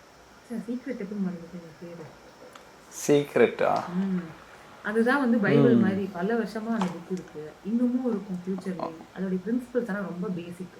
அது அது அதை இம்ப்ளிமெண்ட் பண்ணாலே போதும். அண்ட் நான் வந்து நமக்கு ஒரு லைஃப்ல ஏதாவது ப்ராப்ளம் இருக்கு அப்படின்னா அது ரிலேட்டடா படிப்பேன். ஃபார் எக்ஸாம்பிள் பேச ப்ராப்ளம் இருக்கு, கம்யூனிகேஷன்ல ப்ராப்ளம் இருக்குன்னா அதுல என்ன புக்கு பெஸ்டா இருக்குன்னு தேடி பார்ப்பேன். அதுல எது எனக்கு ஈஸியா இருக்கோ குட்டியா இருக்கோ அதை படிப்பேன். இல்லை கரியரில் எப்படி க்ரோ ஆகணும். இப்போ ரீசெண்டாக நான் என்ன படிக்கிறேன் அப்படின்னா விமன் வந்து கரியரில் எப்படி க்ரோ ஆகணும் அப்படின்றத பற்றி நான் படிக்கிறேன். ஸோ தட் நமக்கு தெரியாதுல்ல, நமக்கு சொல்லிக் கொடுக்க ஆட்கள் இல்லை. நமக்கு சொல்லிக் கொடுக்கணும்னா புக்கு தான் நமக்கு உண்டு. புக்கு இல்லை நம்மள மாதிரி ஒருத்தங்க ஜேர்னி என்ன இருக்கோ அதை பார்த்து தான் நம்ம கற்றுக்க முடியும். ஸோ நமக்கு இருக்க ப்ராப்ளமை அப்படின்னு நான் புக்கில் தேடி நான் படிக்கிறேன். ஸோ அந்த மாதிரி தான் நான் படிப்பேன். வேறு என்ன புக்கு நான் படிக்கிறேன்? இப்போ ரீசெண்டாக படித்த புக் என்னென்னா வந்து ஹவு விமன் ரைஸ். அதாவது விமன் எப்படி யோசிப்பாங்க, அவங்க கரியரில் வந்து எப்படி க்ரோ ஆகணும், அவங்களுடைய பேசிக் நேச்சர்னாலே எப்படி அவங்களுடைய கரியரை அவங்களே ஸ்பாயில் பண்ணிக்கிறாங்க, அதை எப்படி அவங்க அவாய்ட் பண்ணிக்கணும் அப்படின்றது இந்த விஷயங்கள்லாம் வந்து அந்த புக்கில் சூப்பராக இருக்கும். ஸோ அந்த மாதிரி புக்ஸ் எல்லாம் நான் படிப்பேன். அந்தந்த டைமிங் பொறுத்து எனக்கு என்ன மூடு இருக்கும். அதே ஒரு வீடியோவில் பேசியிருந்தீங்கன்னு நினைக்கிறேன், உமன்ஸுக்கு மென்ஸு ஹெல்ப் பண்ணுறது பற்றி அந்த மாதிரி தான் நினைக்கிறேன். ஒரு வீடியோ சொல்லியிருந்தீங்கல்ல, ஃபர்ஸ்ட் நம்ம அப்பாங்களாம் அந்த மாதிரி பண்ண மாட்டாங்க, அம்மாங்க தான் எல்லா வேலையும் பண்ணுவாங்க. இப்போது நாங்களே ரெடியாக இருக்கணும் வைங்களேன், ஹெல்ப் பண்ணுறதுக்கு ரெடியாக இருக்கோம். பட் அவங்களுக்கு பிடிக்க மாட்டேங்குது. ஏன் நீ ஏன் செய்கிற, நீ ஆம்பளை பையன் நீ ஏன் செய்கிறன்ட்டு அவங்க அந்த மாதிரி நிறையா பீப்புள் இருக்காங்க. இப்போ எங்கள் அம்மாவுக்கு வந்துட்டு எங்கள் அப்பா வந்துட்டு வேலை செய்யணும், பட் இப்போ நான் என் ஒய்ஃபுக்கு வேலை செஞ்சு அவங்களுக்கு பிடிக்காது. அது வந்து உங்க அம்மான்றதுனால அப்படி சொல்றாங்க. அது நீங்க வந்து ஜெனரலைஸ் பண்ணிக்க கூடாது. ஆனா எனக்கு வந்து இதுதான் வந்து ஒரு ஆணுடைய வேலை, இதுதான் ஒரு பெண்ணுடைய வேலைன்னா நம்ம ஜெனரலைஸே பண்ணக்கூடாது. அந்த காலத்துல நான் ஏதோ ஒரு ரீல்ல சொன்னேன்னு நினைக்கிறேன், இப்படிதான் வந்து வேலைக்கு போகணும், உடனே படிக்கணும், சம்பாதிக்கணும், குடும்பத்தை பார்த்துக்கணும் அப்படிலாம் இருக்கக்கூடாது. ஏன்னா இப்போ பெண்களும் நிறைய சம்பாதிக்கிறாங்க, அப்போ ஷேர் பண்ணிக்கலாம் ரெஸ்பான்சிபிலிட்டியை. அப்போ பெண்கள் வந்து இந்த ரெஸ்பான்சிபிலிட்டியை ஷேர் பண்ணுறாங்கன்னா ஆண்களும் வந்து வீட்டு வேலையை ரெஸ்பான்சிபிலிட்டியை ஷேர் பண்ணிக்கலாம். அந்த காலத்தில் இருந்த ஒரு கல்ச்சர் இப்போ மாறிடுச்சு. ஏன்னா அப்போ வந்து விமனுக்கு வேலைக்கு போகிற ஆப்பர்ச்சுனிட்டி கிடைக்கல. இப்போ இருக்குன்ற பட்சத்தில் விமன் வந்து வீட்டு வேலையும் செய்யணும், ஆஃபீஸ் வேலையும் செய்யணுன்ற மாதிரிலாம் இருக்கணும்னு இல்லை, எல்லா ஆண்களும் சப்போர்ட் பண்ண ரெடியாக இருக்காங்க. ஆனால் சொசைட்டியில் சில பேர் இருப்பாங்க, என்ன நீ பையனா இருக்க என்ன போய் செய்றி அப்படின்னு கேட்பாங்க. அதெல்லாம் கண்டுக்கூடாது, அவங்க சொல்றாங்க. ஆனா அவங்க வீட்டுல இருக்கும்போது வேற மாதிரி சொல்லிப்பாங்களா இருக்கும். ஸோ அந்த மாதிரி மனுஷங்க எப்போதுமே இருப்பாங்க, எந்த ஜென்ரேஷன்ல இருந்தாலும் ஃபியூச்சர்லயும் இருப்பாங்க. ஆனா எனக்கு தெரிஞ்ச நிறைய மென் இப்ப ரொம்ப சப்போர்ட்டிவா தான் இருக்காங்க. வெளிநாட்டுல எஸ்பெஷலி நான் பார்க்கும்போது நிறைய மென் வந்து அவங்க வீட்டுல இருக்கிறவங்களுக்கு சமைக்கிறது, வீட்டு வேலை பண்றதுலாம் வந்து அவ்வளோ வருஷமா வந்து அவங்க இந்தியாவில் செஞ்சிருக்க மாட்டாங்க. அவங்க அம்மாக்களுக்கே ஆச்சரியமா தான் இருக்கும். ஆனா இங்க வந்து அவங்க ஒய்ஃபுக்கோ இல்லை தங்க ஃபேமிலிக்கு செய்யணும் அப்படின்றது அவங்க ஆசைப்பட்டு தான் செய்யறாங்க. ஸோ மென்னுக்குலாம் இன்ட்ரெஸ்ட் இருக்குதான், ஆனா சொசைட்டில 2-3 பேர் சொல்றாங்கன்றதுக்காகலாம் நம்ம கன்ஃபியூஸ் ஆயிடக்கூடாது. நம்ம ஃபேமிலிக்கு நம்ம செய்யறோம், அவ்வளவுதான். இது யார் என்ன சொன்னா என்ன. சரி, உங்களோட கோல் என்ன இந்த வருஷம்? கோல் அச்சீவ் பண்ணிட்டு இருக்கீங்களா? இந்த வருஷம் எனக்கு வந்து பிசிக்கலி ஃபிட்டா இருக்கணும், மென்டலி ஹாப்பியா இருக்கணும், கன்ஃபியூஷன்ஸை ரெடியூஸ் பண்ணணும். அதுதான் என்னுடைய கோல். ஏன்னா நிறைய கோல் வந்து கன்சிஸ்டண்டா இருக்கணும். நிறைய கோல்ஸ் வச்சுக்கணும்னு எனக்கு இந்த வருஷம் எனக்கு பிளான் இல்லை. எந்த கோலா இருந்தாலும் அதை வந்து கன்சிஸ்டண்டா அந்த இயர் ஃபுல்லா நான் முடிக்கிறேன்னா அப்படின்றத நான் பார்க்க போறேன். இது வரைக்கும் நான் என்ன பண்ணுவேன்னா நிறைய விஷயம் வச்சிருப்பேன். ஏன்னா நான் ஹெல்த்துக்கு, கரியருக்கு, ஃபேமிலி, ரிலேஷன்ஷிப் 5 ஆஸ்பெக்ட்ல வந்து இது நாள் வரைக்கும் ஒவ்வொரு கோல் வச்சு அந்த எல்லா கோலையும் அச்சீவ் பண்ணணும்னு நினைப்பேன். அதை எதையுமே அச்சீவ் பண்ணிருக்க மாட்டேன், பாதி தான் பண்ணிருக்கேன். அப்போ அடுத்த வருஷம் அதை கண்டினியூ பண்ற மாதிரி தான் இருக்கும். அதனால இந்த வருஷம் நான் என்ன டிசைட் பண்ணேன்னா வீட்டில் தான் சமைக்கணும். ஏன்னா வெளியில வரும்போது வெளிநாட்டில் வரும்போது வெளியில வாங்கி சாப்பிட்றது ரொம்ப ஈஸியா இருக்கு. வீட்டில் சமைக்கிறது கஷ்டமா இருக்கு. ஆனா கஷ்டமான விஷயம் தான் உடம்புக்கு நல்லது. ஸோ கன்சிஸ்டண்டா வீட்டில் சமைக்கணும், ஹெல்தியா சாப்பிடணும், உடம்பை ஃபிட்டா வச்சுக்கணும். அப்போ ஆட்டோமேட்டிக்கா மனசு ஃபிட் ஆயிடும். உடம்பும் மனசும் ஃபிட் ஆச்சுன்னா ஆட்டோமேட்டிக்கா நம்மளுடைய கோல்ஸ் எதுவா இருந்தாலும் அதை நம்ம அச்சீவ் பண்ணிக்கலாம். இதுதான் என்னுடைய கோல். கரெக்ட். எனக்கு அப்படி இருந்துச்சு. போன வருஷம்லாம் இருக்கிறப்போ இந்த எக்ஸசைஸ் பண்ணுற ஹேபிட்டு, புக் படிக்கிற ஹேபிட்லாம் பில்ட் பண்ணணுன்றுச்சு. போன வருஷம் பில்ட் பண்ணதுக்கப்புறம் அதை தொடர்ந்து கண்டினியூவாக கன்சிஸ்டண்டாக பண்ணணுன்றது இந்த வருஷம் கோல். அந்த மாதிரி பில்ட் பண்ணுறப்போ ஒன்று இருக்கணும், அதை கண்டினியூ பண்ணுறதுக்கு தான் நெக்ஸ்ட் இயர்ஸில் இருக்கணும்னு நினைக்கிறேன். அதை விட்டுறக்கூடாது. இப்போ ஓகே, கடைசியாக புதுசாக யாராச்சும் ஃபாரின் வரணும்னு நினைக்கிறவங்களுக்கு, நாட் ஒன்லி இங்கே ஜெர்மனி எங்கேயாச்சும் போகணுன்னு நினைக்கிறவங்களுக்கு இதெல்லாம் தெரிஞ்சுட்டு வர்றது நல்லது, நெசசரி டீட்டெயில்ஸ் அப்படின்றது ஏதாச்சும் இருந்துச்சுன்னா சொல்லுங்கள். படிக்க வராங்களா வேலைக்கு வராங்களா? வேலைக்கு. ஓகே, நான் ஜென்ரலாகவே சொல்கிறேன். ஸோ எந்த கண்ட்ரியாக இருந்தாலும் அந்த கண்ட்ரிக்கும் ஒரு கல்ச்சர் இருக்கும். ஸோ அது என்ன அப்படின்றது கொஞ்சம் நம்ம ரிசர்ச் பண்ணிக்கணும். ஏன்னா இந்தியன் மக்கள் என்ன டிஃபிகல்ட்டி ஃபேஸ் பண்ணுறாங்க அப்படின்னு நமக்கு தெரிஞ்சிருக்கும். ஸோ அது என்னன்னு நம்ம கொஞ்சம் ப்ரிப்பேர் பண்ணிட்டோம்னா மென்டலி நம்ம ப்ரிப்பேர்டாக இருப்போம். அது ஒரு கஷ்டமாக நமக்கு இருக்காது. செகண்டு, தயவு செஞ்சு வெளிநாட்டுக்கு வரும்போது சமைக்க கற்றுக்கணும், வீட்டு வேலை பண்ண நம்ம ரெடியாக இருக்கணும். இல்லை அப்படின்னா 3 வேளையும் மேகி தான் சாப்பிட முடியும். மேகி சாப்பிட்டு உடம்பு போயிடும். ஓகேவா? சமைக்க கற்றுக்கணும், வீட்டு வேலை செய்ய கற்றுக்கணும், பேச கற்றுக்கணும். நிறைய பேர் வந்து அந்த ஒரு ஷெல்லே இருப்பாங்க, எப்போ எக்ஸ்பிரஸ் பண்ணிக்கவே முடியாது. எஸ்பெஷலி நம்மள மாதிரி இன்ட்ரோவர்ட்ஸ் எல்லாம் வந்து அந்த ஒரு கம்ஃபர்ட் ஜோனை விட்டு வெளியில் வரணும் அப்படின்னா ரொம்ப யோசிச்சு பண்ணுவாங்க. ஆனால் அது வந்து நமக்கு தான் பெரிய லாஸாக இருக்கும். ஸோ கொஞ்சம் கொஞ்சமாக அந்த அந்த ஷெல்லை விட்டு வெளியில் வர கற்றுக்கோங்க, பேச கற்றுக்கோங்க, உங்களுக்கு என்ன வேணுமோ அதை கேட்க கற்றுக்கோங்க. ஏன்னா ஹெல்ப் பண்ணுறதுக்கு நிறைய பேர் இருக்காங்க. அண்ட் மோஸ்ட் இம்பார்ட்டன்ட்லி நீங்கள் ஒரு வேலைக்கு போகிறீங்க அப்படின்னா அந்த கல்ச்சர் எப்படி இருக்குது, ஒர்க் கல்ச்சர் எப்படி இருக்குது, நீங்கள் யாரோட ஒர்க் பண்ண போகிறீங்க அப்படின்றது பாருங்கள். நீங்கள் காலேஜுக்கு வரீங்க அப்படின்னா உங்களுக்கு தேவையான விஷயங்கள், இப்போ பார்ட் டைம் ஜாப்லாம் எப்படி இருக்குது, மார்க்கெட் எப்படி இருக்குது, உங்களுடைய ஊர் எப்படி இருக்குது, அங்கே லாங்குவேஜ் என்ன மாதிரி பேசுகிறாங்க, அந்த கண்ட்ரிக்கான பேசிக்கான ரூல்ஸ் என்ன அப்படின்றதுல ஒரு ஐடியா இருக்கும்பொழுது உங்களுக்கு கொஞ்சம் ஈஸியாக இருக்கும் நேவிகேட் ஆகும். அப்படி இல்லைன்னா எல்லா விஷயமுமே வந்து ரொம்ப ஆச்சரியமாக கஷ்டமாக இருக்கும். அதை ஒவ்வொன்றத்தையும் கடக்கும் பொழுது என்னடா இவ்வளோ கஷ்டமாக இருக்குது அப்படின்ற ஒரு ஒரு ஒரு ஃபீலிங் வரும். ஸோ கொஞ்சம் ப்ரிப்பரேஷன் செஞ்சீங்க அப்படின்னா ஈஸியாக இருக்கும். அண்ட் எதுவாக இருந்தாலும் வெளிநாட்டில் டெம்பரரி தான். ஸோ நிறைய பேர் வந்து செட்டில் ஆகணும்னு வருவாங்களே எனக்கு தெரியல. நிறைய பேர் அந்த எக்ஸ்பீரியன்ஸ்க்காக தான் வராங்க. ஸோ அந்த எக்ஸ்பீரியன்ஸுக்காக நம்ம ஃபேஸ் பண்ணக்கூடிய விஷயங்களை வந்து ரொம்ப நம்ம விட்டு ஹார்ட் எடுத்துக்க வேண்டாம். அது ஒரு எக்ஸ்பீரியன்ஸ் அப்படின்னு நம்ம கடந்து போயிட்டோம் அப்படின்னா இன்னும் கொஞ்சம் அந்த ஜேர்னி ஈஸியாக இருக்கும். Okay, thank you. இந்த வீடியோ பார்த்தவங்கள நிறைய பேருக்கு ஏதாச்சும் ஹெல்ப்ஃபுல்லாக இருந்திருக்குன்னு நினைக்கிறேன். அவங்க ஏதாச்சும் டவுட் இருந்துச்சுன்னா கீழே கமெண்ட் செக்ஷனில் சொல்லட்டும். அதேமாதிரி உங்களோட சேனலோட லிங்க்கும் கீழே கொடுக்குறேன். அவங்க ஏதாச்சும் டவுட்ஸ் கேட்டிருந்தாங்கன்னா நீங்கள் கிளாரிஃபை பண்ணுங்கள். நன்றி சிஸ்டர். வந்து வீடியோ பார்த்த எல்லாருக்கும் ரொம்ப தேங்க்ஸ் அண்ட் தேங்க்யூ ரஞ்சித். சூப்பராக நீங்கள் வந்து இது வந்து ஒரு செம்ம ஃபீலிங்காக இருந்துச்சு, ரொம்ப கம்ஃபர்டபுளாக இருந்துச்சு எனக்கு பேச. So thank you so much. சூப்பரான கொஷின்ஸ் நீங்கள் கேட்டீங்க. Okay, thank you.